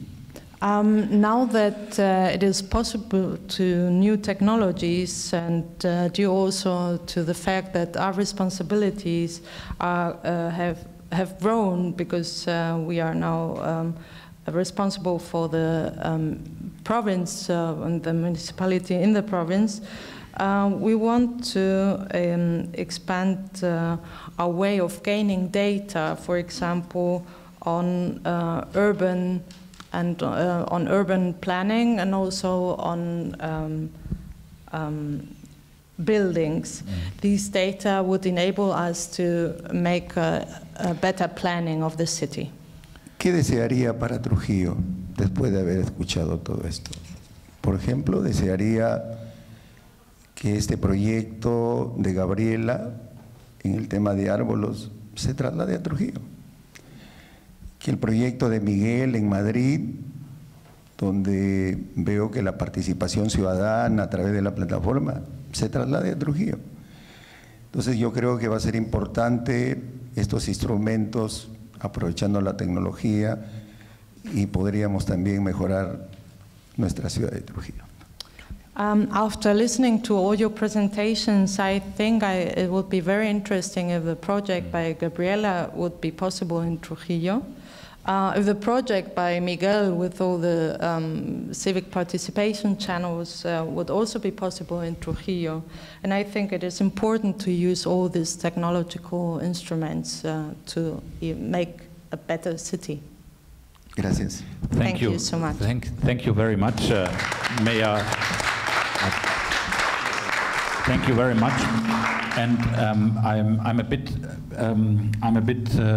looking about our time, and you know, it is a typical German thing. You know, when we do events, it's always with a lot of input, a lot of content, and with as less as possible breaks. So therefore, we're sitting already for 2 hours here in that nice Impact Hub, and my duty is a bit also to keep on the time, or to be the timekeeper. And what I would propose now is we have a second session And we have two more people who also want to sum it up. And I would say we're trying to really speed up a bit, and that we have time from 6:30 onwards, because then we have the possibility to mingle and dingle, so to say, and to raise our questions personally. I thought so far it went so quick because the ideas being presented have been so interesting for me, for instance, and I hope that you agree with me that we now go on and that we try to figure out what kind of questions we have, that we try to ask these questions, to discuss more or less when we are a bit when we are in our open room, you know, than when we have a drink and maybe have a break also. If that is okay, please thank all the panelists so far who have been in the first round. And I would like to introduce to you our next two guests, Donny Schumpitas, who is him, and he should, please come already on the stage. I will introduce you later on, and Aldo also, please. Please come. Maybe you go here on that side so that we. Just to make sure for you, like, you know, we have WWF, and I think GIZ has also the same rule. We don't do any more panels only by men, you know, only by males. This is not the rule, but we had another colleague from GIZ, but unfortunately she doesn't feel that okay, so that then we would have a mixed panel here. That is the thing why we are now 3 males here on the stage. Usually we don't do that, just for you to know. So that you don't tweet about this panel, this male-dominated panel here, this gender, and about the gender question here. I would like to introduce to you the man on my left-hand side, from your side on the right-hand side, Donny Schumpitas. He is project manager and works as an expert in social and territorial projects in the presidency of the Council of Ministers in Peru. So he has more than 10 years of experience in social and territorial projects. He's a platform manager at Civic, right? This is a geo-reference system of the presidency of the Council of Ministers, and what it is all about, he will now let us know directly. Please welcome Mr. Donny Schumpitas.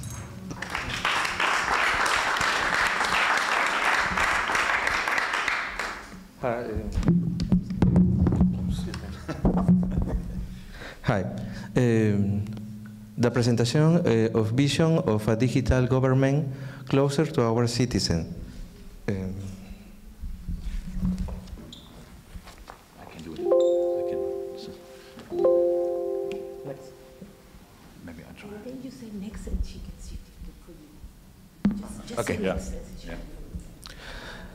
The vision of a digital government is integrate the area regulation, public software, digital security, document management model, and digital government law. Another area, technology, the area interoperability. Next one. Another thematic is the document management model.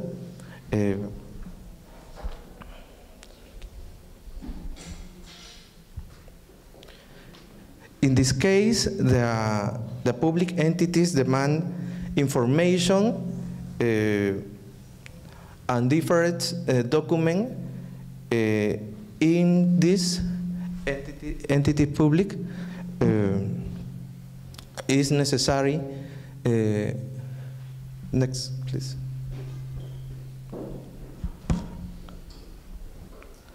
The single digital platform of the government is more important. The digital transformation is a strategy of the which organization by which the process and service are reinvented. Is the example the Ministry of Education and of Ministry of the Culture. Next, please. Peruvian Public Software Portal.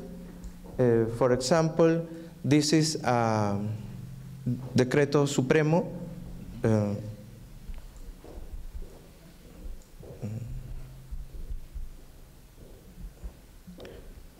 In this case, having a public software is more important, avoids duplication on effort, cost savings by sharing software for the same purpose.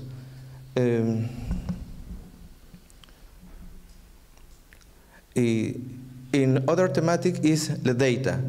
Digital transformation requires the integration of data from public entities for decision making. This is the project Civic. Civic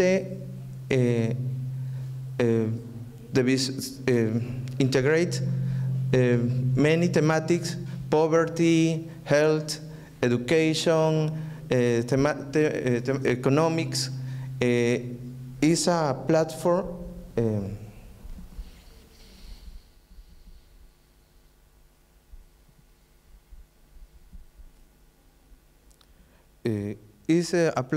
that integrates the 40 entities public and organize in more 3,080 maps. A role of the digital government in a smart city. In this case, digital transformation is cross-cutting to the development of a smart city for building a citizen-centered city. It's more important for PCM in development and relación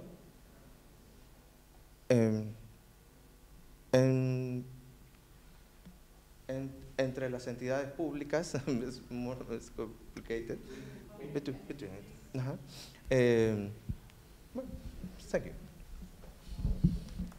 Thank you. Thank you, Donny. I think that gave us an insight. Thanks a lot. Yeah.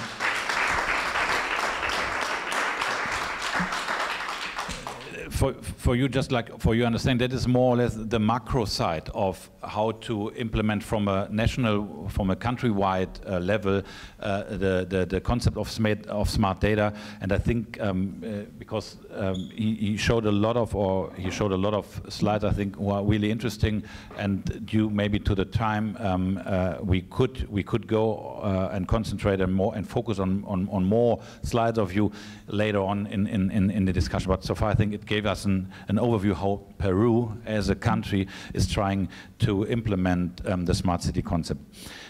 Now it comes to my right side to a colleague, Aldo Perez. He works for the city of Cologne, and he works for the Celsius program, which stands for Combined Efficient Large-Scale Integrated Urban Systems. Nobody can remember that. Celsius.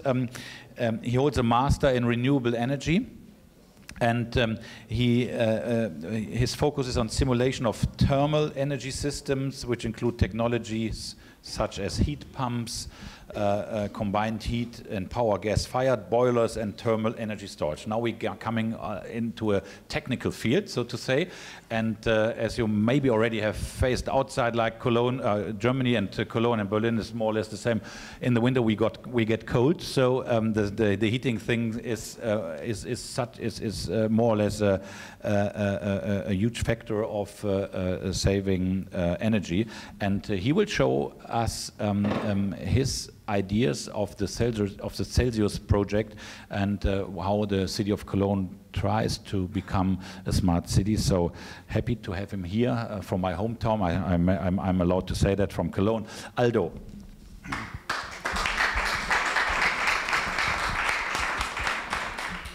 Well, thank you for the invitation, first of all, to Teresa.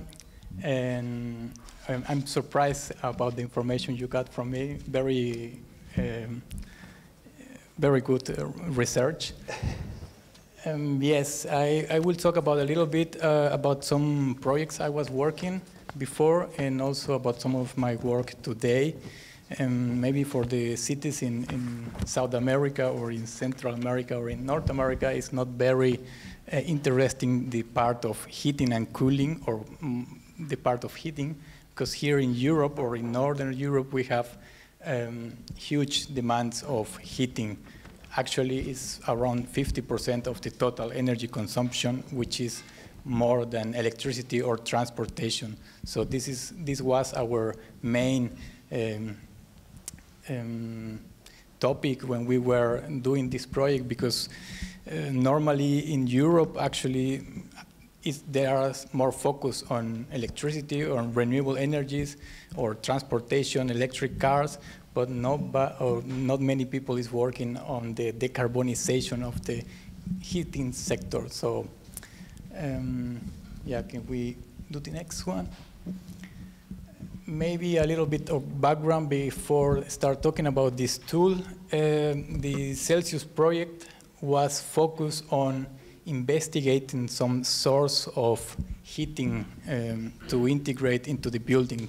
So, for example, here in this building we have this, how are they called in English? Radiators, and so they are circulating some hot water, some vapor, but we don't actually know where this heating from this vapor come from, so the energy source, I mean.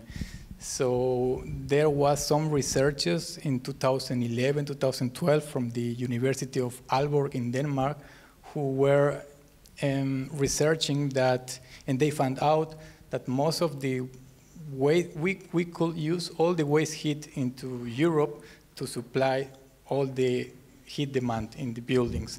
So if we start to find these waste heat resources and put it into our buildings, we could supply the whole demand. So what I'm referring to waste heat sources, for example, think about a power plant who produce electricity, but in the other side is getting warmer, so this heat from this power plant can be used to heat some water. But also in the case of Cologne, we realized that we have, or we didn't realize, it's not new, this technology. It was implemented more than 30 years ago in Gothenburg, in Sweden. So they were taking the heat from the water from the sewage network, and because you can have maybe 20 Celsius degrees in the summer, or in the winter 10 degrees in the network, in the channel. So you can take 2 or 3 degrees from this water, which is running in the channels, and use it to supply some buildings. So that was the example of Cologne, and we had more examples in the Celsius project. Another one is in London. The people who have been in London knows that when you go into the subway, it's very warm actually. So in summer, you can have more than 35 degrees in the subway. Or in winter, actually 25, 28. So you don't need to have 28 degrees in the subway. And you can get this hot air, and you can pump it up to the buildings. And that was another project that we were researching, and actually is working in London right now. So we were researching all these kind of waste heat sources, and almost at the end of the project, I came with the idea of not only write a report as any other European or also national projects, but also to put it into a graphic or put it into a web tool. This is what many people call it, so that you can see, or the people from Cologne, maybe not the citizens, but the policymakers or the utilities, energy utilities, can see how big is this heating potential from the sewage water. And so I try to make it very easy. So if you are not an expert on this field, you don't have to be. So you have on the left side the input parameters, and you put some temperatures and efficiencies that they are already there. So you just have to retype it. And then at the end, you press calculate, and you get on the other side the heating output. This means how much heat you can supply to the buildings, and also how much CO2 savings you can get, and also the share of this heat compared to the whole network of district heating. So this makes you know how important is this waste heat source. Can you go to the next one? And again. And in the other side, or in the bottom of this web tool, you have this map. I also learned from some European projects. They were using a lot of heat mapping. And for me, it's very important to visualize where these sources are or which cities have this heating potential. So I forgot to mention that I not only put Cologne, but I also put 130 European cities which are some way partners of Celsius. So if you are, for example, Vienna, you can go there and put your city, and you can know how much heating from sewage you can use in your city, and how big are going to be these CO2 emissions, savings, and how much will cost. The investment cost, at least the technology itself is there, but of course if you have to make some infrastructure work, is not integrated. And again, next please. Do you want to make some questions, or should I keep going? Yeah. In the Celsius project, we were 5 cities: Rotterdam, Cologne, and Gothenburg in Sweden, Genoa in Italy, London, and Cologne. So each of us, we have different technology, and we were trying not only to prove that they are efficient, but also to show the others that this technology can work. So one of our work was to replicate these ideas, and like I put it in the web tool, to send it to the other cities. So we were 4 stakeholders in Cologne: the city of Cologne, the university, very important part. Actually, they were doing the monitoring and developing this kind of tools. I was there before, now I'm in the city of Cologne. And then Rheinenergie, which is the energy utility, and last but not least, the sewage water treatment utility. And this is very important because we are 4 there, but in all the cities we are about 20 partners or stakeholders. But at the end, or in the middle of the project, we start inviting other cities to implement these solutions. So at the end of the 4 years project, we got 135 cities engaged with Celsius, so all of them wanted to know about the benefits of the technologies. So we started to implement this toolbox there, which is not only an internet page, but a kind of wiki page where you can see graphics and results, examples of the projects. And so it's more interactive. It's not only a report. You can find also this tool. I was talking about it. So yeah, that was our baby, or with output, the toolbox. It was not a report, so many reports in an interactive way. Next. And the city of Cologne have also some European projects, but since 2012, we started to engage with other cities in the world. For example, with Rio de Janeiro and with Nicaragua. Corinto is the name of the city. And right now, we got the 3rd partnership with the municipality of Yarinacocha in Peru. So they are called municipal climate partnerships. They are organized by an organization called Engagement Global from the Ministry of Economic in Germany. So they are working so that German cities can make some projects with other cities, not only in Latin America, but also in South Africa and South Asia. So in our case, we have 3 Latin American cities, and the aim, or the main aim, is not only to fight together against climate change or to deforestation or to climate protection in those cities, but also to make awareness in the cities of Germany. Because, for example, in Peru, we realized that they have about 1.5 tons of CO2 emissions per year, every citizen, and in Germany it's like around 9 tons.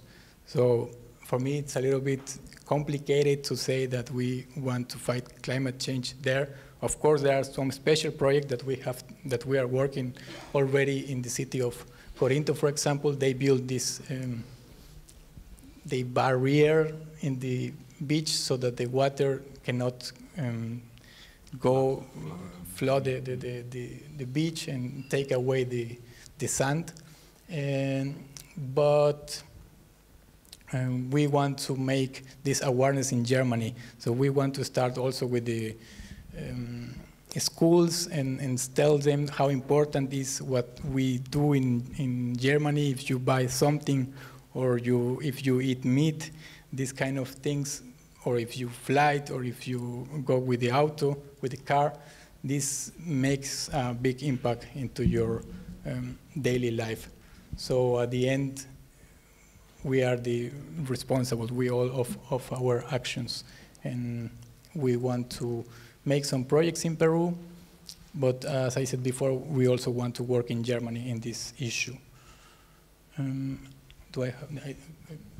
Should be finished here, or can I keep going? Maybe one more. I think that is a good one. Although it seems to be complicated, you know. No, it's you need to explain, but I want. These are we also have a smart city Cologne project or platform. This is a platform where everyone can go there and can find other local actors or stakeholders, and we have several projects there. So you can work together. The municipality and the energy utility created this platform in 2011, around those years. So the aim is that engage also the public and show what projects are going on there and learn about energy consumption and other transport measurements that we have. Because as I said before I started with this project, I also didn't know about the source of the heating I'm using. So we are trying to engage the population in this issue. Yeah. I will finish because I have another one. Okay, later on we can ask for other projects. Just for now, thank you very much, Aldo Perez. I think I forgot his name in his presentation.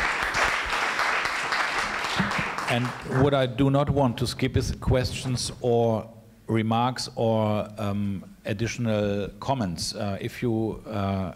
If you want to give us some more, like about what you're thinking about these kind of projects, please let me know.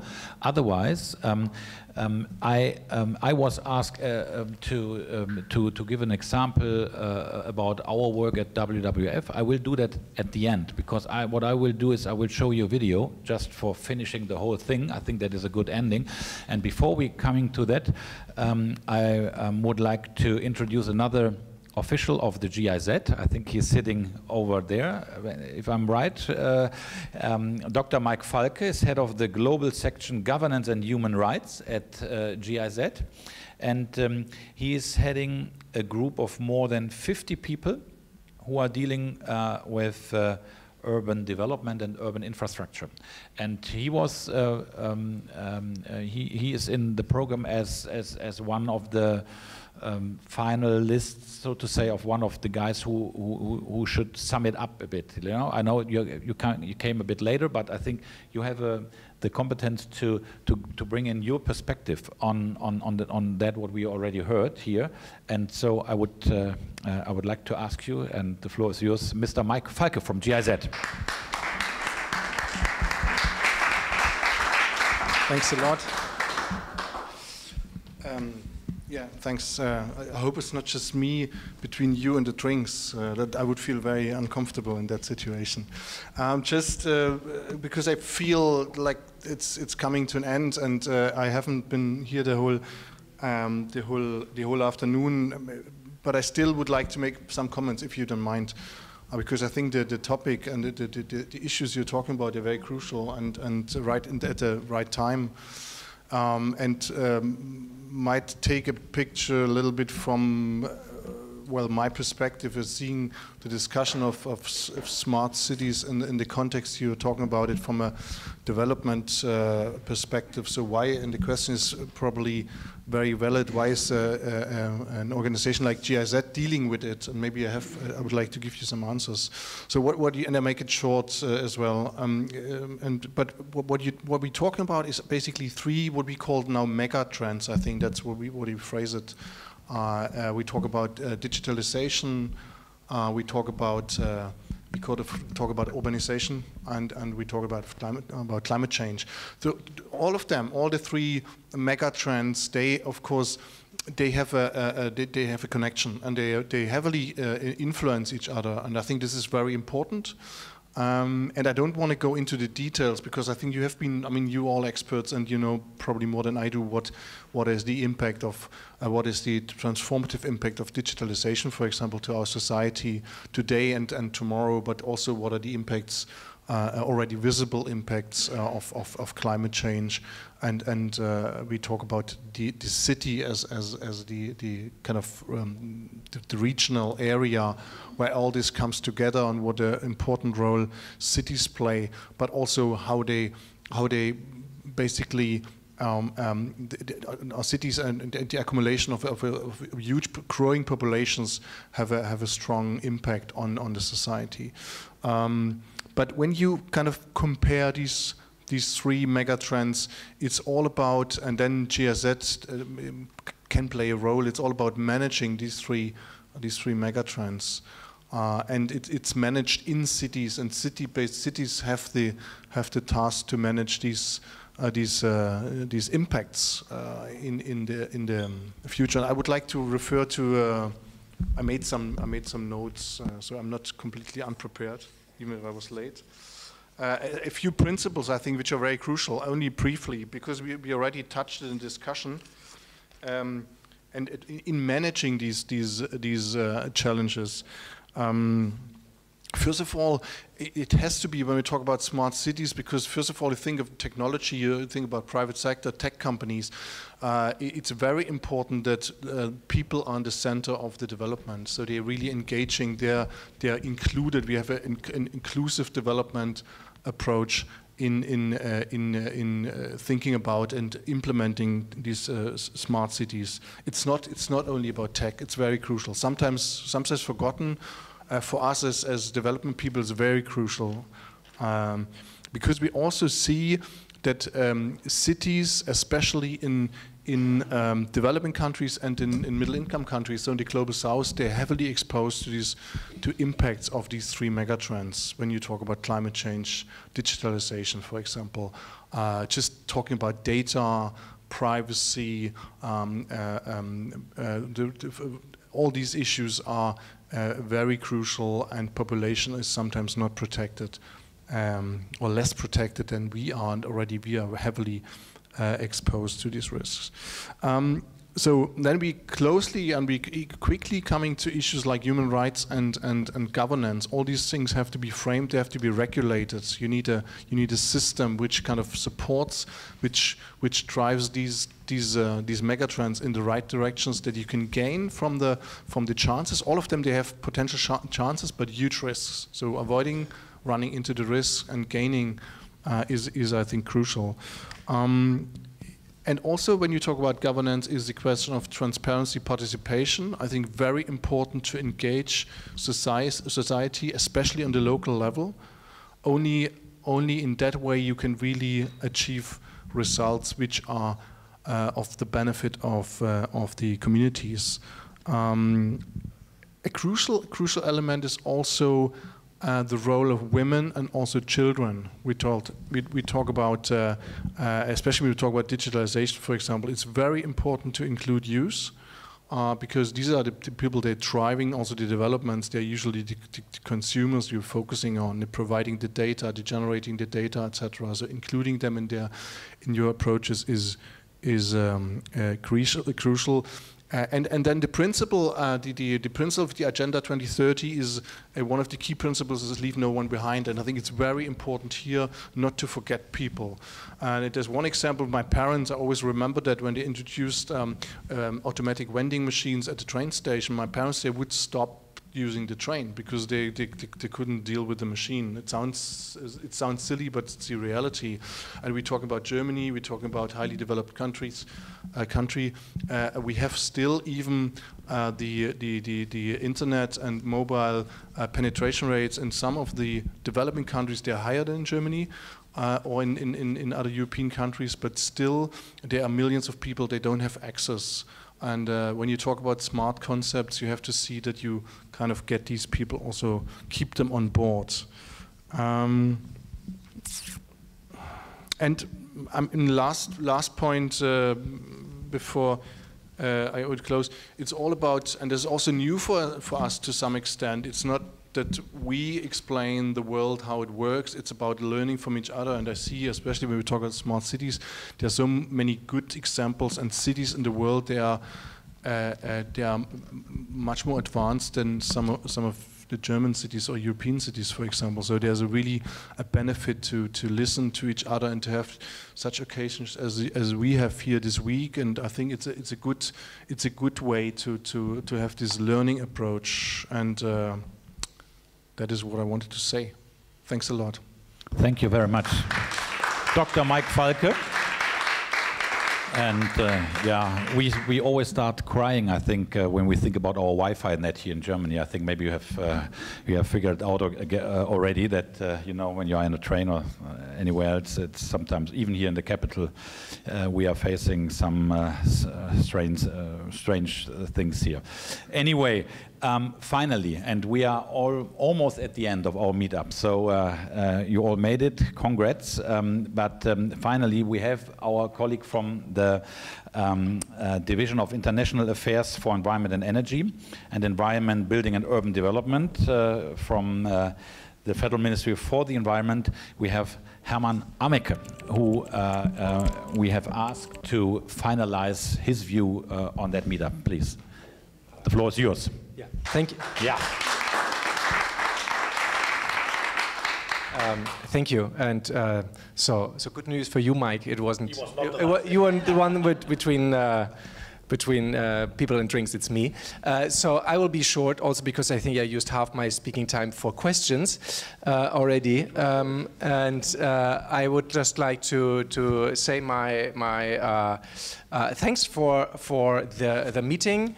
For the very interesting, inspiring discussions. I took a lot of notes, and I suppose you did as well. And especially from my side, thanks for the organizers sitting around there for joining us and for having this. So some applause maybe for. Yeah. And maybe just a few points. I don't want to say that I can sum it up. Everything that has been said, but I think there has been some common themes, and I think sort of Mike already took like a big macro perspective, and just to iterate that, I think so the urgency of climate change, I think we are all aware of, and I think we need new tools that can definitely help us to get there. Some very interesting things I've heard, for example, that when you ask citizens in Madrid in a very participative process, then 50% of the proposals are environmental proposals. I think that's quite an interesting message for us, and I think that gets a little bit also to the second point. We as an environmental ministry are now trying to think more openly also what does digitization mean for us to make society grandchildren-proof. And I think that grandchildren-proof is both an environmental sense, but it also relates to those privacy issues and all other issues. So how does the sort of the digital world in the future look like that we actually want to live in? And I think that we do have something that is citizen-centered that we can contribute to that. I think that was sort of an interesting point that I took along, and I think the other sort of big point that I took along is that all the smart city proposals had something in common, that even before getting the digital input in there, there was sort of a digital mindset attached to that. And what I mean by that is basically all the friends I have that work in startups in the digital industry, they are really using these type of design thinking processes, meaning that they're talking early to people, that they're willing to fail fast, they're willing to learn quickly and then go to scale. And I think that was sort of in common with a lot of different approaches, and I thought that was quite inspiring. So thanks a lot from my side, and happy drinks. Thank you, Hermann. And now it's me to be the ever last, or what? How to say between the rings? But and I make it also as short as possible. What I've learned today is quite a lot. I learned that there are people out there globally. In Peru, I've learned a lot about Peruvian cities, and not only Lima, you know, like also other cities. But there are a lot of and many people out there who stop talking and start taking action.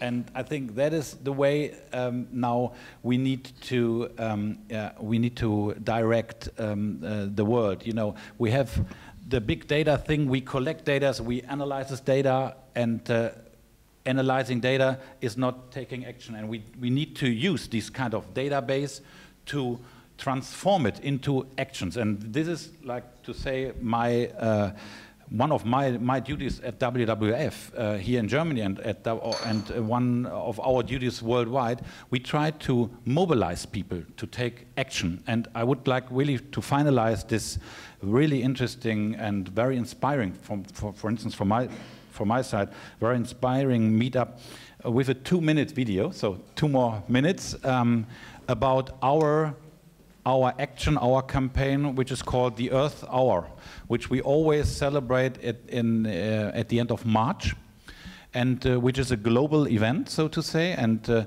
why it is such a successful event? Because it is so easy to participate. First of all, you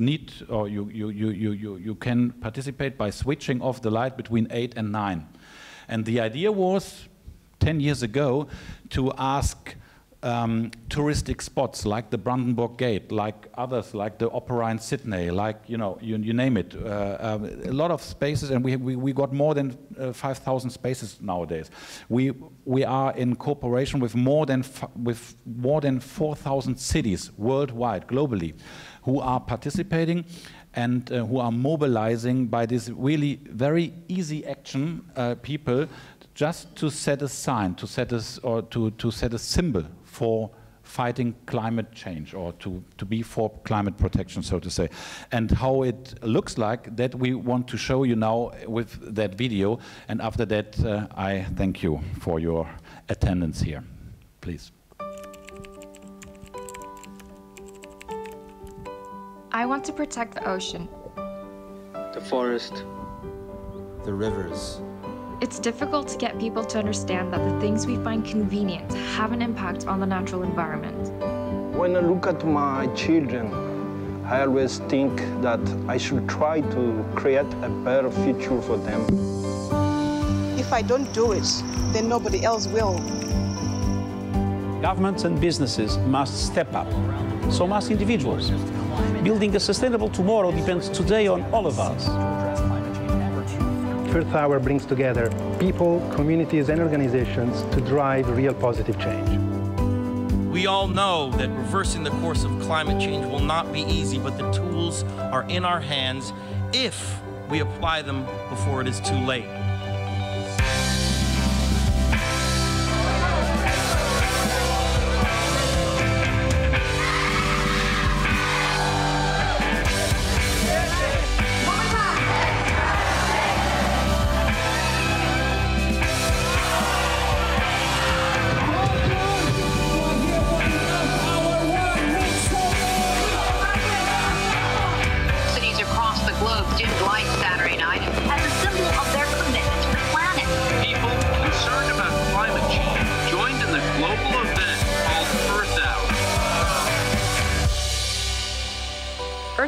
More than just switching off the lights.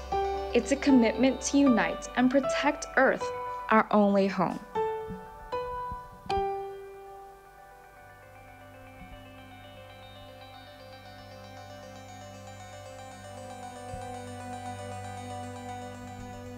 That was the date 2018, 2019 is the 30th of March.